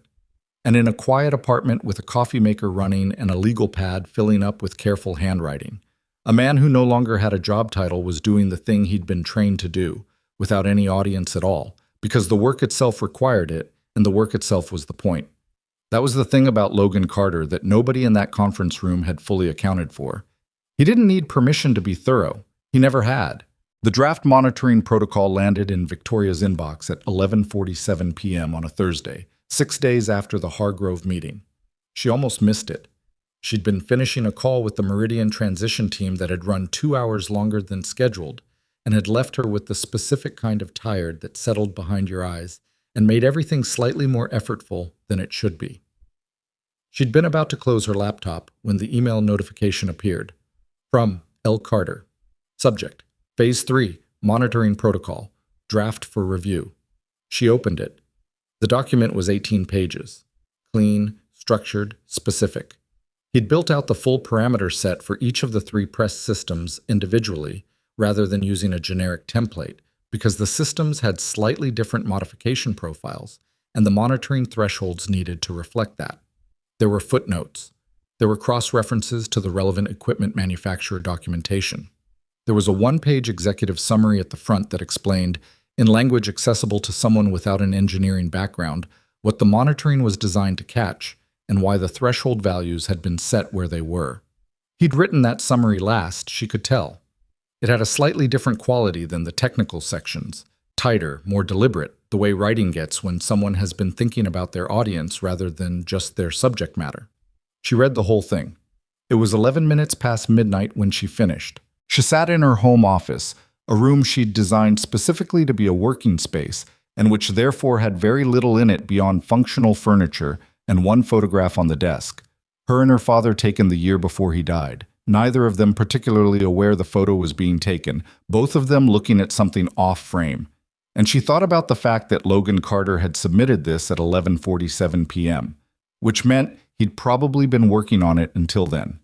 Which meant he was either a poor manager of his own time, or he cared about this enough to work on it until it was done, rather than until it was late enough to call it done. She already knew which one it was. She forwarded it to Dr. Osei with a note that said, Logan Carter's Phase 3 Protocol. Worth your time. VA. Then she closed the laptop and sat in the quiet for a moment. The photograph on the desk. Her father, Robert Ashford, who had built the firm from a single acquisition in his early 30s and had run it for 30 years before his heart had decided, at 66, that it was finished. He'd been a complicated man. Demanding in the specific way that high-achieving people sometimes were, holding others to standards. He held himself to without always accounting for the gap between his capacity and theirs. They'd had arguments that lasted for days. They'd had silences that lasted longer. But he'd had a quality that she'd spent years trying to articulate and had never entirely succeeded at, kind of baseline commitment to doing things correctly that existed underneath all the ambition and the difficulty. Something that wasn't about reputation or legacy, but just about the work itself. He'd once delayed a deal closing by 3 weeks because his accountant had flagged a discrepancy in the target company's books that amounted to less than 0.5% of the transaction value. Everyone on the team had told him it was immaterial. He'd said, immaterial is a judgment you make after you understand it, not before. Victoria sat with the quiet and the photograph and thought that she understood something now that she hadn't understood clearly enough 3 weeks ago. She went to bed. She did not sleep particularly well, but that was its own separate problem. Dr. Farida Osei called the following Monday with her review of the protocol. It's thorough, she said, which from Farida was significant. She was not a woman who used words like thorough casually. The threshold calibration on System 2 is slightly conservative. I'd adjust the vibration tolerance by about 12% to reduce false positive interruptions. But the framework is sound, and the documentation standards are exactly what we'd want for liability purposes. I'll pass the feedback to Carter, Victoria said. I already did, Farida said. I called him directly on Friday. He agreed with the adjustment and updated the document. I have the revised version. Victoria paused. You called him directly. You said he was consulting independently. I needed a technical answer quickly. Was that a problem? No, Victoria said after a moment. No, that's fine. Good. Because I also asked him a few follow-up questions about the Phase 1 inspection findings, and he was very helpful. A brief pause that had something in it. Ms. Ashford, I've reviewed a lot of safety documentation in my career. The original report this man submitted, the protocol, the way he handles technical questions. His instinct is to find the right answer, not the convenient one. That's rarer than it should be. Victoria didn't say anything. I just thought you should know, Farida said, and moved on to the inspection schedule. The inspection of the 3 press systems wrapped up on a Wednesday, 12 days after the Hargrove meeting. The findings were exactly what Logan's uncertainty analysis had suggested they might be. 2 of the 3 systems were clear, with their modifications well within the performance envelope of the baseline design. The third, System 2, had a fatigue indicator in one load-bearing bracket that was within acceptable limits, but at the higher end of the range. Not a failure, not an imminent failure, but something that warranted attention, a component that needed replacement within a defined service interval, with specific monitoring in the meantime. Richard Tao presented the findings to Victoria on a Thursday morning. He laid the inspection report on her desk, sat across from her, and waited. She read the key findings. She looked up. If we'd run on the original timeline, System 2 would have entered integrated production with that bracket in its current condition, Richard said, under the production load projections for the integrated schedule. The service interval for that component would have been approximately 4 to 6 weeks into operation. He paused. Whether it would have failed within that window or simply continued deteriorating, that's unknowable. But it would have been operating past its safe service threshold while running at high force production load. Victoria set the report down on her desk, carefully, as if it were something that required careful handling. Carter's analysis flagged System 2 specifically, she said. System 2 was his primary concern, yes. His Section 4 analysis identified it as the highest uncertainty case of the three. She nodded slowly. Outside the window, the city was doing its autumn thing. The light had changed in the past week, going from summer's flat brightness to something cooler and more angled, and it made the skyline look different in a way she noticed without being entirely sure what it reminded her of. What's the replacement timeline for the bracket, she said. Parts are ordered. Installation is 5 days. We add that to the Phase 2 documentation work. We're looking at 10 days before Phase 3 startup. Richard paused. We'll still make the Hargrove penalty threshold, if that's where your head is. My head is on the bracket, Victoria said. Richard Tao looked at her for a moment with an expression she couldn't entirely read. Then he nodded, gathered his materials, and stood. For what it's worth, he said at the door. I tried. I know, Victoria said. I know you did. After he left, she sat alone with the inspection report and the angled autumn light and thought about System 2 and the bracket in 4 to 6 weeks. She thought about Diane, whose name she'd looked up in the personnel records after the Hargrove meeting. Diane Kowalski, 53 years old, first shift press line supervisor, 19 years with the company, 3 grandchildren whose photographs she apparently kept in her workstation. She thought about Kofi Mensah, apprentice technician, 24 years old, 8 months in. She thought about what 4 to 6 weeks meant if a load-bearing component failed at high force in an integrated production configuration. She didn't let herself think about it for too long. She'd gotten good, over the years, at managing the specific anxiety that came with understanding risk clearly. You acknowledged it, you acted on it, you moved. Sitting with it past the point of utility didn't help anyone. She acted on it. She called Marcus Webb. That conversation was shorter than the one 2 weeks ago and had a different quality, not the controlled anger of the first one, but something colder and more resolved. She'd had time to think about Marcus, about the decision chain that had led to the provisional certification, about the memo from Richard that had been received and filed. Marcus tried twice to frame what had happened as a judgment call in a complex situation with competing priorities. Victoria let him finish both times before responding. Here's the thing, Marcus, she said on the second attempt, about judgment calls in complex situations. The judgment call you made removed the one person in this organization who was specifically positioned to catch what the inspection just found. And it did it in a way that ensured there was no internal voice left to object. She paused. That's not a judgment call. That's a structure that eliminated its own correction mechanism. Marcus was quiet. I'm reassigning your involvement in the Meridian integration effective today, she said. Richard Tao will have direct oversight for the duration of the Phase 3 implementation. You'll be involved in the commercial elements only. Victoria, this isn't a disciplinary action, she said, and she meant it. Or she meant it in the technical sense, which was that it wasn't going in his file as a formal sanction. It's a structural decision. The integration needs a clean chain of authority for the remainder, and you and I both know your credibility with the Hargrove team has taken damage. She kept her voice even. We'll talk about your role going forward after the integration closes. He didn't fight it. She'd expected some resistance, and there wasn't any, which told her that Marcus Webb, on some level, had known this was coming since the day she'd walked into his office and asked him about the assessment he hadn't read. She ended the call. Then she did something she hadn't planned on doing until after the integration closed, but which she had come to understand over the previous 2 weeks was probably overdue. She called Logan Carter. Oh, he picked up on the second ring. Carter. It's Victoria Ashford, she said. Do you have a few minutes? A brief pause, the kind that meant he was adjusting to something unexpected, not the kind that meant reluctance. Yes. What's going on? The inspection is complete. I wanted you to hear the results directly. She summarized the findings. Systems 1 and 3 clear, System 2 with the bracket issue, parts ordered, 5-day installation, still within the Hargrove threshold. She kept it factual and complete. When she finished, Logan was quiet for a moment. System 2, he said, quietly. Not I told you so. Nothing like that. Just the weight of a number confirming something. System 2, she said, the fatigue indicator. Was it in the bracket assembly on the left side actuator housing? Victoria looked at the inspection report on her desk. Yes. How did you... It was the modification point I was most concerned about. The filing documentation showed they'd replaced the original actuator assembly with a heavier duty unit, which sounds like an upgrade, but if the mounting bracket wasn't correspondingly reinforced, you put more load through a component designed for less. He paused. I couldn't confirm it from the public data alone.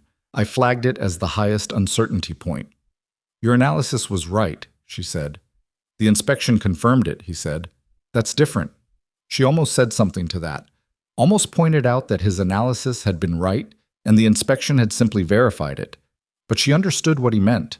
He was being careful about the line between what he'd been able to establish and what the physical evidence showed, because that was how he thought. She was starting to understand how he thought. I wanted to tell you something else, she said. Okay. I've restructured the oversight for the remainder of the integration. Richard Tao has direct authority for the Phase 3 implementation. The phased startup framework will follow your protocol exactly. She paused. And I wanted you to hear directly that what happened with the provisional certification, that's been addressed internally. I wasn't going to ask about that, Logan said. I know you weren't. That's why I'm telling you. A silence. Different quality than the others. She was getting better at reading his silences, she realized. Not because they were particularly readable, but because she'd been paying attention. Ms. Ashford, he said, can I ask you something? Yes. The workers on the floor, Diane Kowalski, Kofi Mensah, the others, are they going to know that the system they're running was inspected and cleared? Not the details, just, are they going to know someone checked? Victoria sat with that question for a moment. It wasn't the question she'd expected. She'd expected something about the consulting arrangement, or the timeline, or she wasn't sure what she'd expected. Not that. I'll make sure of it, she said. Good, Logan said. That's what matters. She thought about how to respond to that, and found she didn't have anything to add to it. He was right. That was what mattered. The rest of it, the financing terms, the schedule penalties, the board optics. Those mattered too, in their own categories, but they didn't belong in the same sentence with that's what matters. The consulting arrangement, she said, moving on. The Phase 3 monitoring supervision. Are you still available for that? Yes, Dr. Ose and I are coordinating on the startup parameters. We have a call Friday. Good. She paused. Then, because she'd decided to say it and had decided to say it this way. Thank you for the monitoring protocol. The executive summary at the front. That was well done. A brief pause. She thought she heard something in it. Not quite surprise, not quite not surprise. You're welcome, he said. End of week then, she said. End of week. She put the phone down and looked at it for a moment. The autumn light was doing something specific to the surface of the desk, laying a long diagonal stripe across the inspection report and the corner of her father's photograph. She picked up the photograph. She and her father, both looking at something off-frame, neither of them knowing the picture was being taken. She'd spent a long time wishing she'd had more conversations with him before his heart had made its final decision. More of the real kind, not the business kind. She'd had plenty of the business kind. She put the photograph down. She opened a new document and started drafting a memo. Not a management memo, not a legal memo, but the kind that was simply and straightforwardly a set of commitments about how engineering oversight would function at Apex going forward. Reporting structure, documentation requirements, the specific requirement that no safety certification could be issued over the documented objection of a qualified engineer without mandatory escalation to an independent review. She wrote it herself, without asking legal to draft it first, because this was not primarily a legal document. It was a statement of what she intended, and she wanted the language to be hers. She worked on it for 2 hours. It wasn't perfect when she finished.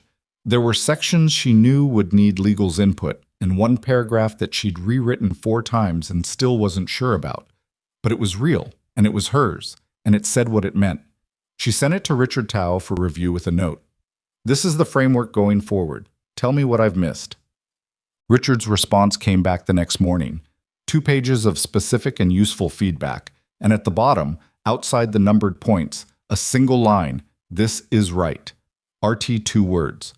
From a man who had been transmitting memos into a void for 9 days and had spent 11 years in risk management learning not to expect validation from above. Victoria read those 2 words and sat with them for a moment before moving on. The Phase 3 startup happened on a Tuesday, 22 days after the Hargrove meeting. Victoria was not on the production floor when it happened. She was in a budget review on the 38th floor. But she'd asked Richard to send her a message when System 2 came online under the monitoring protocol. The message came at 10:47 a.m. System 2 online, all parameters nominal, monitoring active. She read it in the middle of a sentence someone else was saying and did not show anything on her face. But she felt something, a specific quiet relief that didn't have anything to do with the financing terms or the schedule or the acquisition close. Something simpler than that. Logan was not on the production floor either when System 2 came online. He was at his kitchen table, on a call with Dr. Ose, reviewing the first hour of monitoring data that was being transmitted to a shared file. System 2 thermal signature is clean, Farida said. Vibration within the adjusted threshold. Consistent with the bracket replacement, Logan said. I'd expect it to stay clean if the installation was done correctly. It was.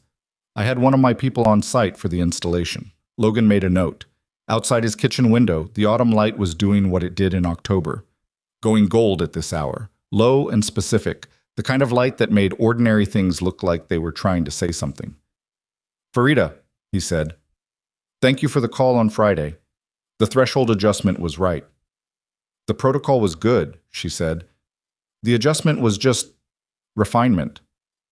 That's how it's supposed to work. Yes, she said. It is. A pause. What are your plans after this wraps up? I have some conversations happening, Logan said. There's a consulting firm, Brennan Technical, I've been talking with.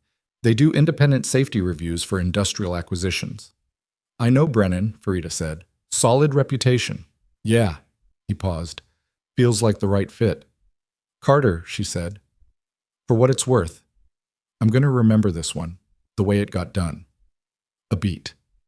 Not the way it started, the way it got finished. He didn't say anything for a moment. Me too, he said. The board meeting to formally approve the revised Meridian integration structure happened on a Friday afternoon, 3 weeks after the Hargrove technical meeting. Victoria presented the revised timeline, the inspection findings, the Phase 3 implementation status, and the new engineering oversight framework. She presented it without minimizing what had happened. The provisional certification, the memo that had been filed without action, the departure of the safety engineer whose analysis had ultimately proven correct.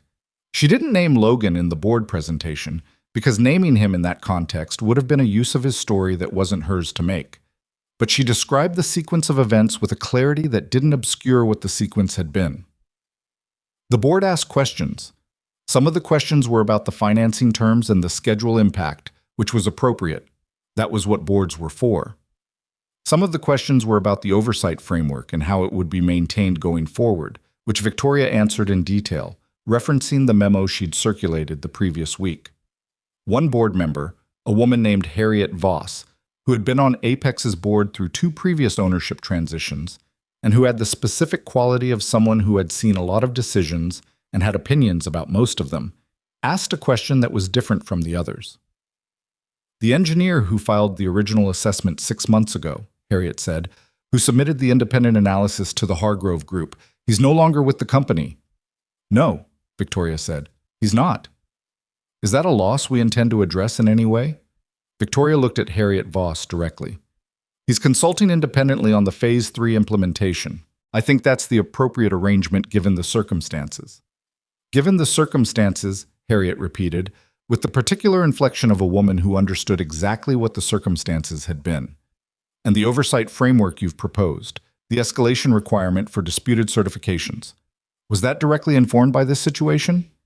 Yes, Victoria said. It was. Harriet nodded. She wrote something on the notepad in front of her. Good, she said simply, and moved on. The board approved the revised structure unanimously. The meeting ended at 5:40.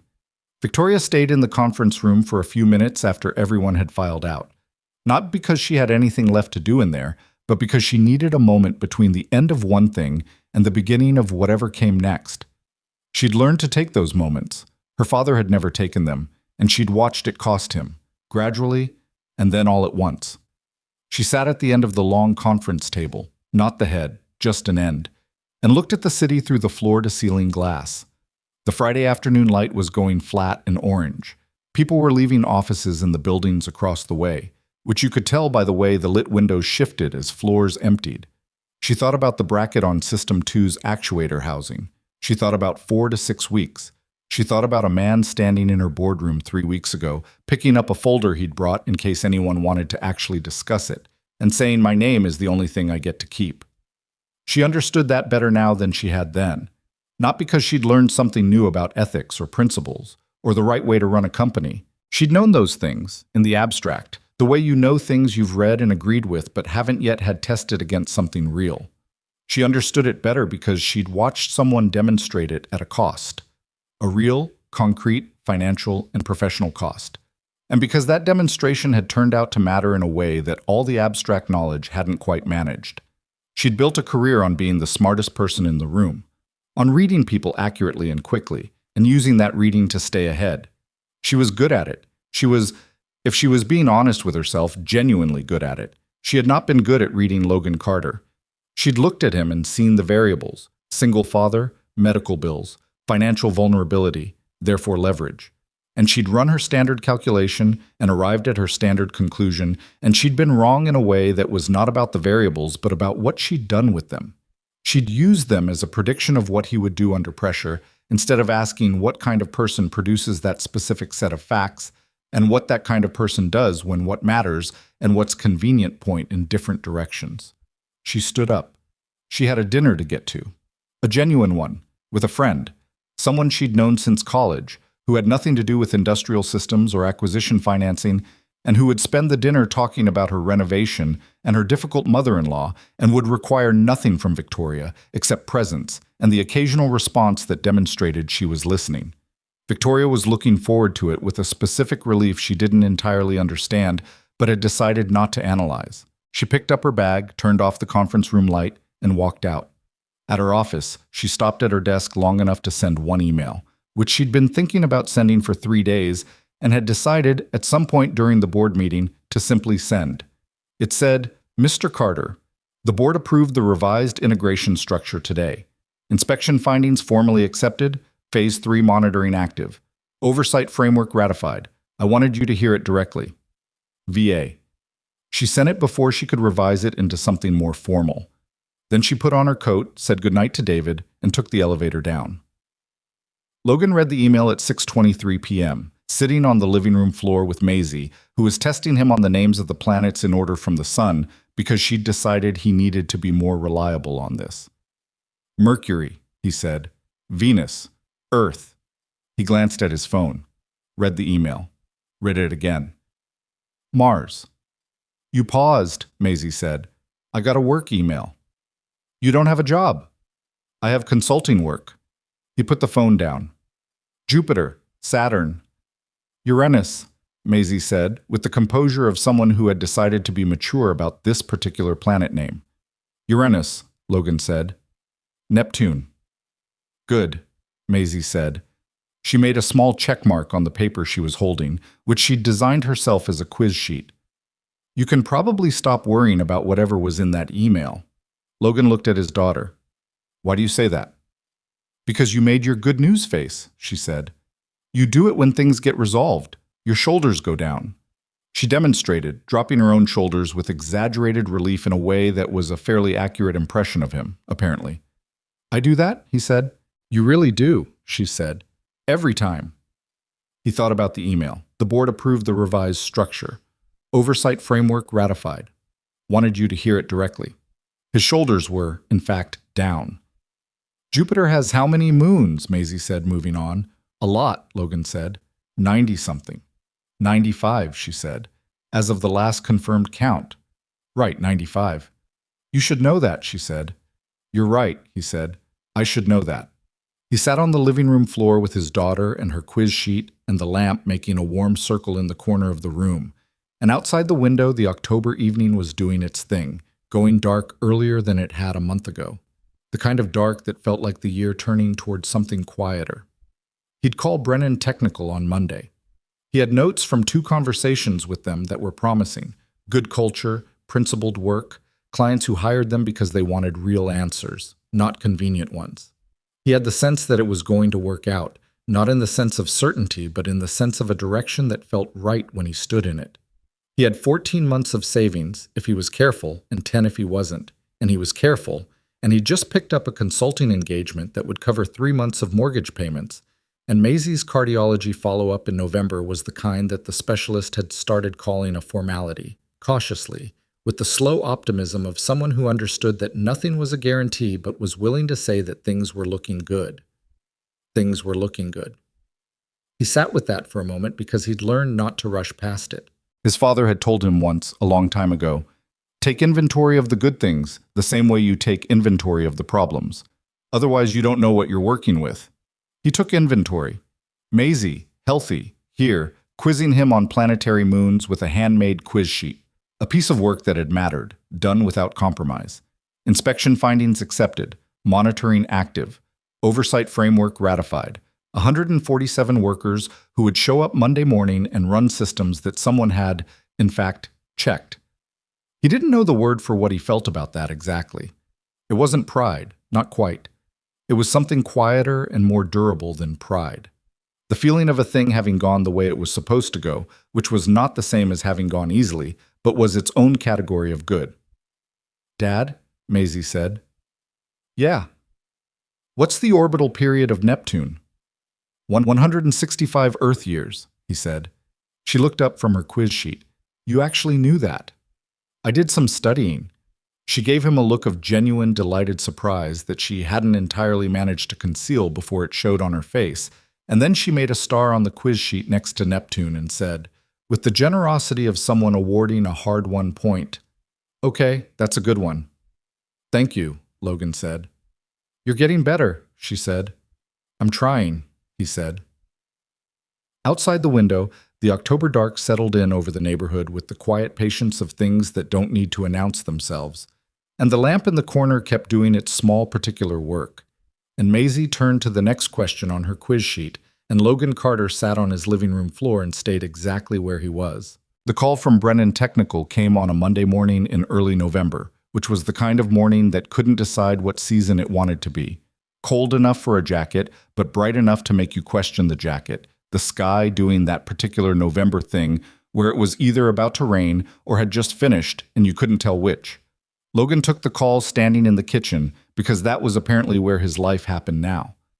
The offer was real and it was good, not extravagant, not the salary he'd been making at Apex with the full benefits package attached, but solid and honest, and from people who had spent 40 minutes on a phone call with him the previous week asking questions that were genuinely about his thinking rather than his credentials. Patricia Brennan, who ran the firm with her business partner of 20 years, had asked him to walk her through a hypothetical scenario involving a disputed safety assessment and had listened to his answer for 12 minutes without interrupting. At the end, she'd said simply, "That's how we think about it too." Those 7 words had told him more than the rest of the conversation combined. He said yes to the offer. He said it without negotiating, not because he didn't know how to negotiate, he did, but because the number was fair and fair was what he'd been looking for. And negotiating a fair offer into a slightly better offer for the sake of it seemed like a way of starting something on the wrong note. Patricia Brennan said, "Good, we'll send the paperwork today." Then, after a brief pause, "I read your independent analysis, the one you prepared for the Hargrove Group situation." Logan was quiet for a moment. "How did you come across that?" "Farida Osei sent it to me," Patricia said. "She thought I should see the quality of the work. I agreed with her assessment. Another pause. That took courage, Mr. Carter, doing it the right way instead of the loud way. He didn't know exactly what to say to that. It seemed like the only way that would actually help, he said finally. That's the answer I was hoping for, Patricia said. We'll talk more when you're on board. He hung up and stood in his kitchen for a moment. The coffee maker had finished its cycle and was sitting quietly on the counter, steam no longer rising. The morning light was coming through the window at the specific angle it came through in November, which was lower and more direct than October's light, landing on the tile floor in a long rectangle that slowly moved throughout the morning if you were home to watch it. He'd been home to watch it for 6 weeks now. He wouldn't be, much longer. He called Kate. I took the job, he said when she picked up. A sound from her end, something between a sigh and a laugh. Finally. It's only been 6 weeks. Logan, you were driving me insane. I wasn't driving you anywhere. I was sitting in my apartment working. That's what I mean, Kate said. You sitting in your apartment working on things is somehow more stressful to observe than you having a crisis. At least during a crisis, you call me.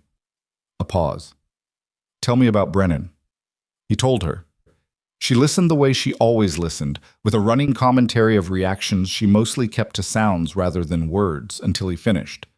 When he did finish, she was quiet for a moment. The real kind, not the deciding what to say kind.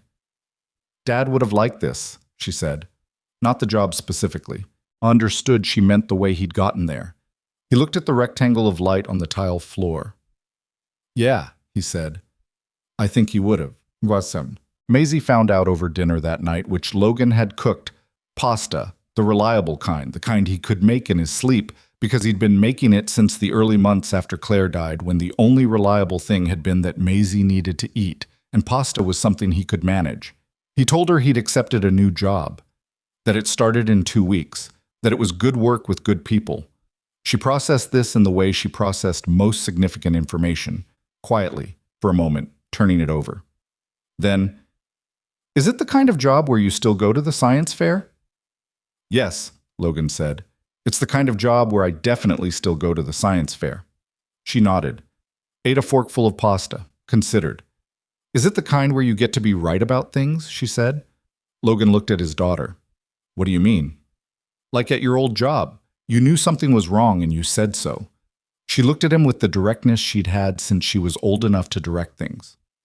Is this the kind of job where you get to do that?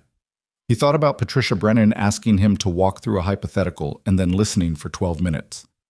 Yes, he said. That's specifically the kind of job it is. Maisie nodded again, with the satisfied air of someone checking the last item on a list. Good, she said, and went back to her pasta. He watched her eat and thought, not for the first time, that his daughter was going to be someone extraordinary. Not in the distant, abstract way that parents thought about their children's potential, but in the specific, observable, present-tense way. She was already extraordinary. She'd been handed a set of circumstances that could have made her anxious, or closed off, or dependent in ways that were understandable but limiting. A mother she didn't remember, a father who had spent 2 years barely keeping things together, a heart condition that had required monitoring and procedures in her earliest years and still required annual follow-ups. And instead she had turned into a person who made quiz sheets and mounted blue ribbons on her wall and asked whether her father's new job would let him be right about things. He didn't know how that happened. He suspected it was less about what he'd done and more about who she was, some essential qualities she'd arrived with, and his job had been mostly to not mess it up. He hoped he'd mostly not messed it up. Neptune, Maisie said, without looking up from her pasta. 165 Earth years, Logan said. She smiled at her plate. The Meridian integration closed officially on a Thursday, 41 days after the Hargrove technical meeting, 8 days inside the penalty threshold, which meant the financing terms held and the deal structure remained as written, and which meant something Logan recognized as professional satisfaction for the people who had spent 18 months making it happen. He wasn't in the room when it closed. He was at his new desk at Brennan Technical, which was a modest office space on the 11th floor of a building that didn't have a 42nd floor, going through onboarding materials and setting up his workstation and drinking coffee that was better than the break room coffee at Apex had been, which he noted as a positive sign. He knew the integration had closed because Victoria sent him a text at 3:17 p.m. It said, "It closed. All terms held. Monitoring on all three systems remains active per your protocol. V." And then, after a pause that suggested it had been sent separately and deliberately, "Thank you." He read it. He thought about what to write back. He typed several things and deleted them, not because he was struggling to find words, but because most of the things he typed felt either too much or too little for the specific weight of the moment. He settled on, "Good. Watch the system 2 readings in the first full production week. Thermal will stabilize by day 3 if the bracket installation was correct." A reply came back 4 minutes later. "Richard is monitoring it. He'll send you the data." Logan looked at that for a moment. Then he put his phone down and went back to the onboarding materials. Richard Tao sent the data on day 3. System 2's thermal readings had stabilized exactly where the protocol predicted. The first time Logan and Victoria had a conversation that wasn't about engineering happened in December, 6 weeks after the integration closed, at a quarterly Safety Standards Committee meeting that Logan attended in his capacity as a Brennan technical consultant, and Victoria attended in her capacity as a newly appointed industry working group member, a role she had, apparently, sought out rather than been assigned, which Logan found notable. He arrived at the meeting to find her already there, which surprised him, not because he'd expected her to be late, but because he hadn't expected her to be there at all. The committee met in a conference room at the Industry Standards Board offices, a room that had the specific institutional quality of spaces where paperwork happened rather than decisions. And Victoria Ashford in that room looked slightly like someone who had walked into the wrong building but had decided to stay anyway. She saw him come in, nodded once. He nodded back. The meeting ran 2.5 hours.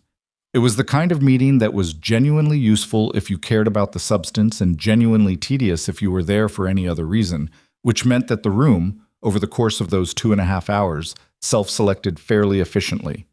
Victoria stayed for the entire thing and asked 2 questions that were specific and informed and that Logan could tell, from the quality of them, had required her to do reading before she arrived.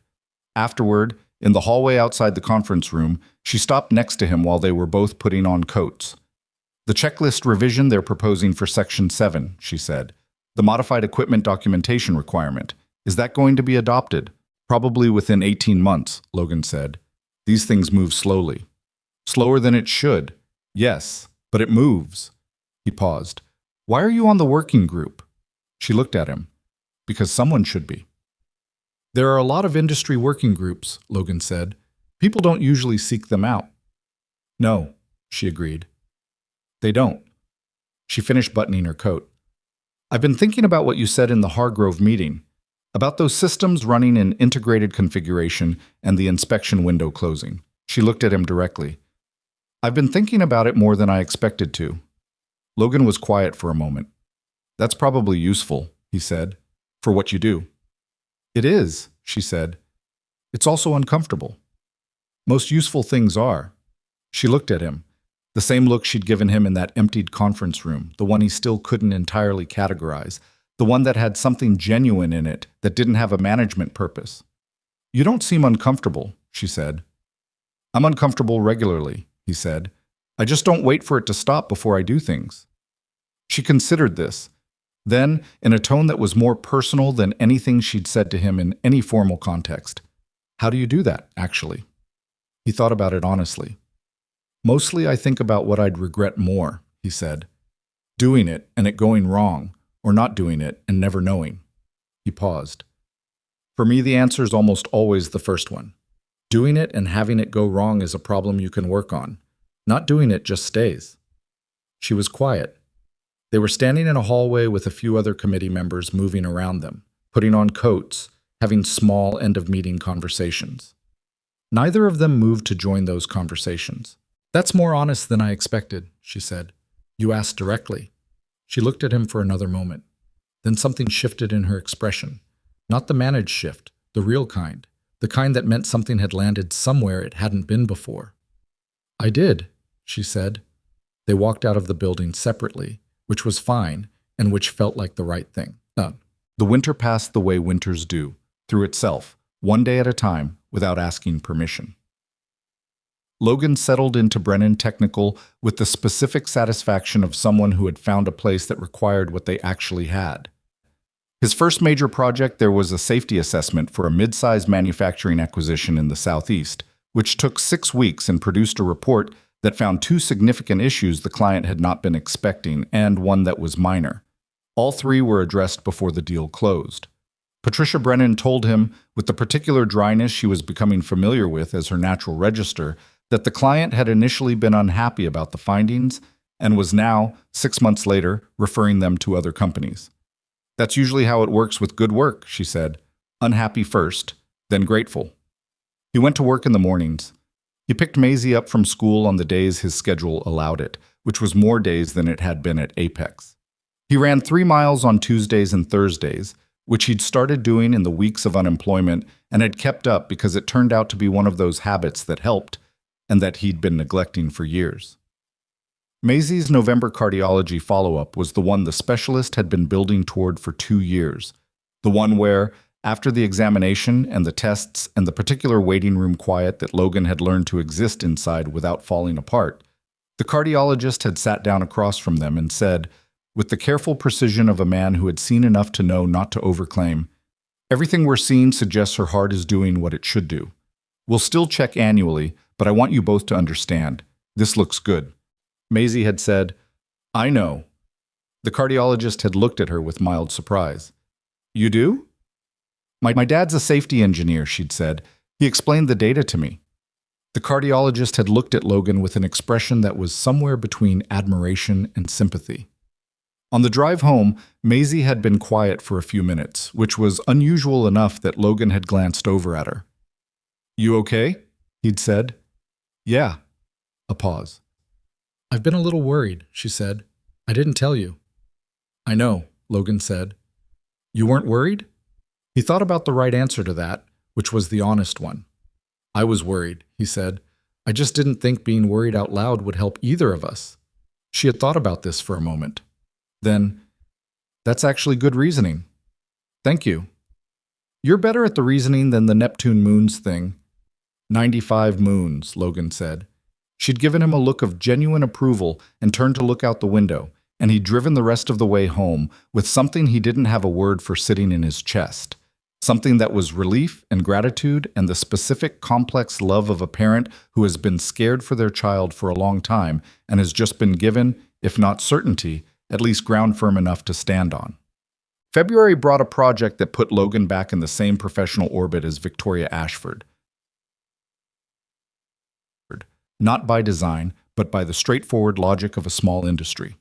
Brennan Technical had been retained to conduct an independent safety assessment on a facility that Ashford Capital was considering acquiring, a chemical processing plant in the Midwest that was significantly more complex than Apex's industrial systems. Logan was assigned as lead engineer on the assessment. He called Victoria directly, because that was the cleaner way to handle it. "I need to flag a potential conflict," he said, when she picked up. "Brennan has been retained to assess the Kellerman facility. I'm the lead. Given our history—" "There's no conflict," Victoria said without hesitation. "I want to make sure you're comfortable with the arrangement. Carter." Her voice had a quality in it that was different from how she'd talked to him in October, or in the Hargrove meeting, or in the first boardroom. Easier. Not less professional. Different. Like a door that had been opened and left open. "I specifically asked Patricia Brennan for her best person. I would have been surprised if it wasn't you." Logan paused. That's a different position than 3 months ago," he said. "Yes," she said. "It is." A beat. "Are you going to have a problem being objective given our history? Because that's the actual question." "No," he said. "Then there's no conflict," she said. "Send me the assessment timeline when you have it." The Kellerman assessment took 8 weeks. It was thorough, and it found things, some expected, some not.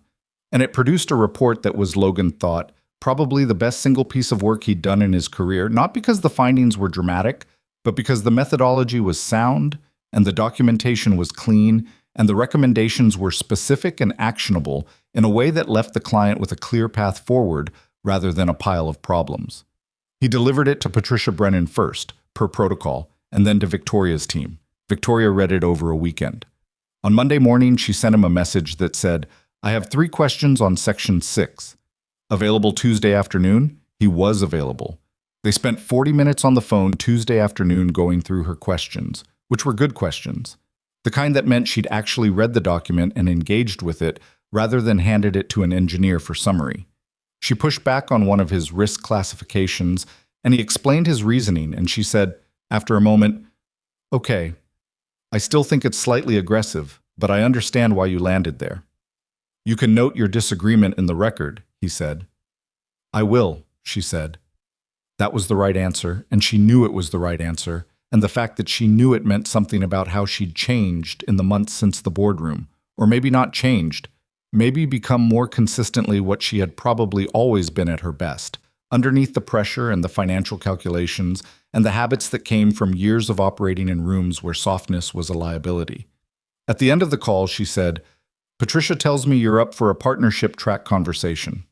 Logan was quiet for a moment. He hadn't expected her to know that. "That's something Patricia and I are discussing," he said. "You should do it," Victoria said, "for what it's worth." "Why do you say that?" A pause. "Because what you do matters more when you have standing to do it from. Not because you need the title, because the title means the work reaches further." She paused again, shorter. "That's something I've been thinking about lately. The difference between standing that serves you and standing that lets you serve the work." He sat with that for a moment. "That's a real distinction," he said. "I know. I got there slowly." The smallest hint of something dry in her voice. "Some of us do." He almost said something about that. About the boardroom, about the document she'd slid across the table, about either you sign it or you're done here. He didn't say it.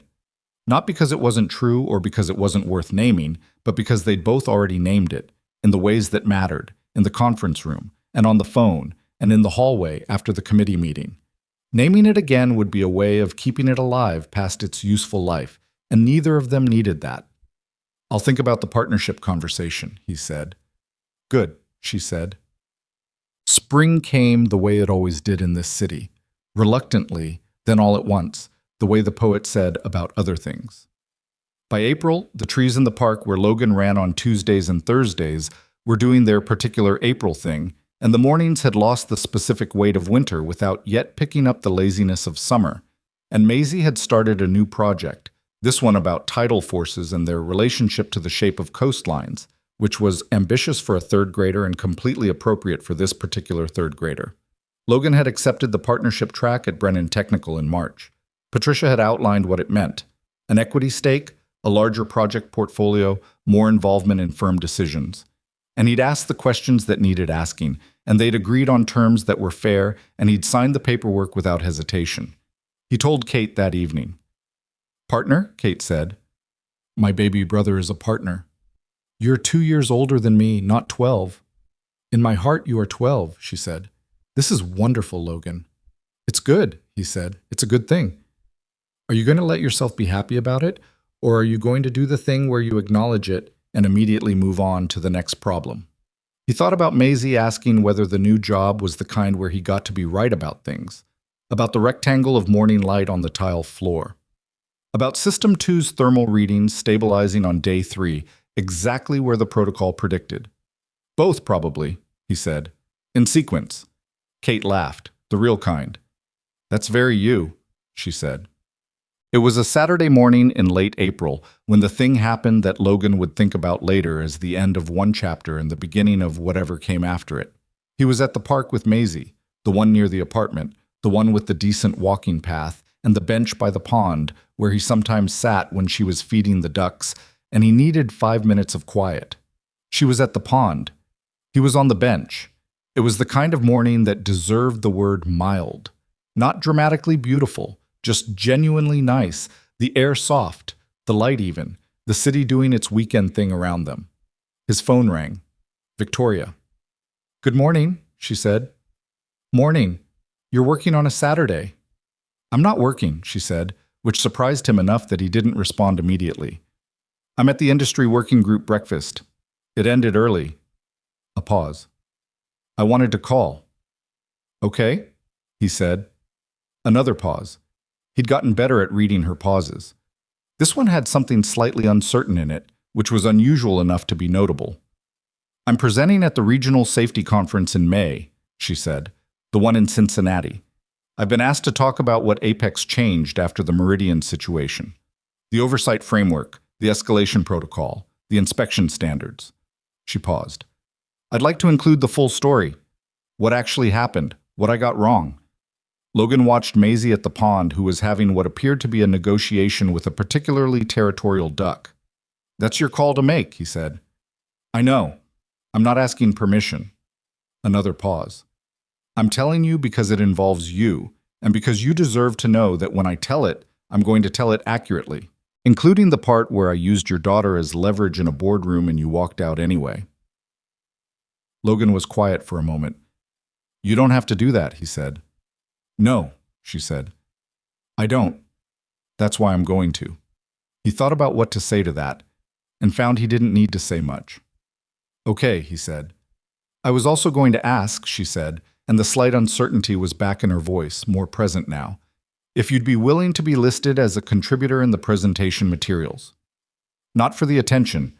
I know you're not interested in that. For the accuracy. Your analysis is what changed the outcome.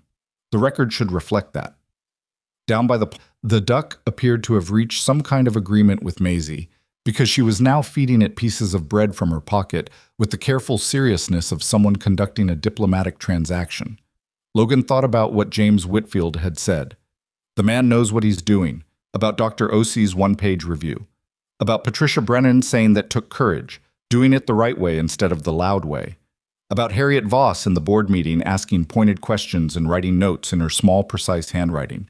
He had never wanted recognition. He'd been clear about that in his own mind throughout all of it, not as a performance of humility, but as a genuine statement of what had mattered. The work had been the point. The outcome had been the point. The workers on the production floor who went to work and trusted that someone checked, that had been the point. But there was a difference between not needing recognition and refusing to have the record be accurate. And if Victoria Ashford was going to stand in front of a room of industry professionals and say, "This is what I got wrong, and this is what it cost, and this is what we changed," which was, Logan recognized, a harder thing to do than anything she'd asked him to do, then the record being accurate was not about him. It was about the story being what it actually was, so that other people could use it correctly. "Yes," he said, "you can list me as a contributor." He heard her exhale, not dramatically, just the small exhale of someone for whom something had resolved. "Thank you," she said. "Victoria." "Yes." "The presentation," he said. "The part about what you got wrong. Don't make it too neat." He paused. "People learn more from the mess than from the version that sounds like it was always going to work out." A pause. Then, "I know," she said. "I'm aware it wasn't neat." "I know you're aware," he said. "I just mean, keep that in the room with you when you're up there. The specific way it felt to pull that certification and look at the inspection report and see System 2. Don't let the distance make it abstract." A longer pause. When she spoke again, her voice was slightly different, quieter. "How do you hold on to something that uncomfortable on purpose?" she said. "You decide what it's for," Logan said. "If it's just uncomfortable, it's useless. If it's the thing that makes you do it differently next time, then it's worth keeping." She didn't say anything for a moment. Then, "I'll keep that in mind." Maisie had finished the duck negotiation and was now walking back toward the bench, bread gone, hands brushed off, with the satisfied expression of someone whose Saturday was going according to plan. She spotted Logan on his phone and slowed her approach slightly, reading the situation with the accuracy she'd always had. "I should go," Logan said. "My daughter's heading back." "Of course." A brief pause. "How is she?" The question was simple and personal, in a way that their professional conversations hadn't been, and it landed differently because of that. Not intrusively, but with the weight of something genuinely meant. "She's good," Logan said. "Really good."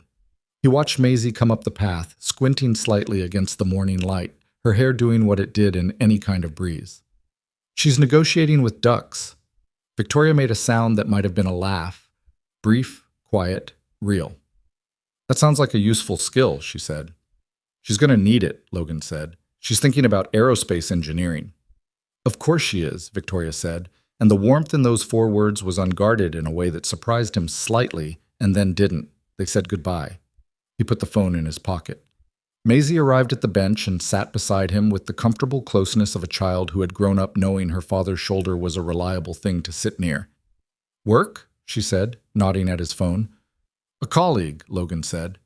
She seemed to find this acceptable. They sat for a moment, the two of them, on the bench by the pond, the April morning doing its mild and pleasant thing all around them. "Dad?" Maisie said. "Yeah." "Are you happy?" He considered the question the way he considered questions that deserved consideration. Not performing the consideration, actually doing it, taking stock of the specific facts of his life as they currently existed. The partnership track, the good work, the apartment that was theirs, the cardiology report that said, "This looks good," the Saturday morning, the bench, the pond, the duck that had apparently accepted his daughter's terms. "Yes," he said. "I think I actually am." She leaned her head against his arm, briefly, in the way she'd done since she was small, not asking for anything, just registering the fact of being there. "Good," she said. They sat like that for another few minutes, watching the pond, while the city went on around them doing its ordinary, irreplaceable Saturday morning things. And the light moved, the way light moved when you were sitting still enough to notice it. And Maisie started talking about tidal forces and the way the moon's gravity distorted the shape of the ocean over centuries, which was, Logan thought, a genuinely interesting way to think about how invisible forces change the shape of things over time. He listened. He had learned, over the past several months, something that he'd known in pieces for a long time, but had finally assembled into something he could hold clearly. That integrity was not a single dramatic moment. It was not the choice to stand up in a boardroom and refuse to sign a document. That was the visible part. The rest of it was the 19 days at the kitchen table, the coffee at midnight, the legal pad, the 3 colored pens, the call to James Whitfield, the decision to do the work correctly even after there was nothing left to protect except the rightness of the work itself, and underneath even that, the smaller, quieter, daily version. Being where you said you'd be, making the sandwich, writing the note, going to the science fair. Those things didn't announce themselves. They didn't produce recognition or board approval or LinkedIn articles. They just accumulated, over time, into the shape of a life, into the kind of person your daughter assumed you were when she leaned her head against your arm on a bench by a pond on a Saturday morning without checking first whether you deserved it. She assumed it because she'd seen it in the accumulated evidence of all the ordinary days, and she was right. That was the thing about trust. You didn't earn it in the dramatic moments. You earned it in the ones nobody was watching. And if you'd done the work honestly, it was there when you needed it. Not as a reward, not as a return on investment, but simply as the natural result of having been, consistently and imperfectly and without an audience, the person you were trying to be. Logan sat on the bench with his daughter and the mild April morning and the pond with its duck population and the distant sound of the city, and he didn't feel like a man who had won anything. He felt like a man who had found his footing after some time of not having it, and was now standing on ground that was solid because he'd built it to be, one day at a time, with no materials other than the ordinary ones. That was enough. It was, in fact, more than enough. Maisie finished her explanation of tidal forces and looked up at him. "Did you follow that?" "Most of it," Logan said. "Which part did you lose?" "The part about the deformation cycles." She straightened up from his shoulder with the focused energy of someone who had just been handed a teaching opportunity. "Okay," she said. "So, imagine the Earth is slightly elastic." He turned toward her on the bench. He listened. The morning went on.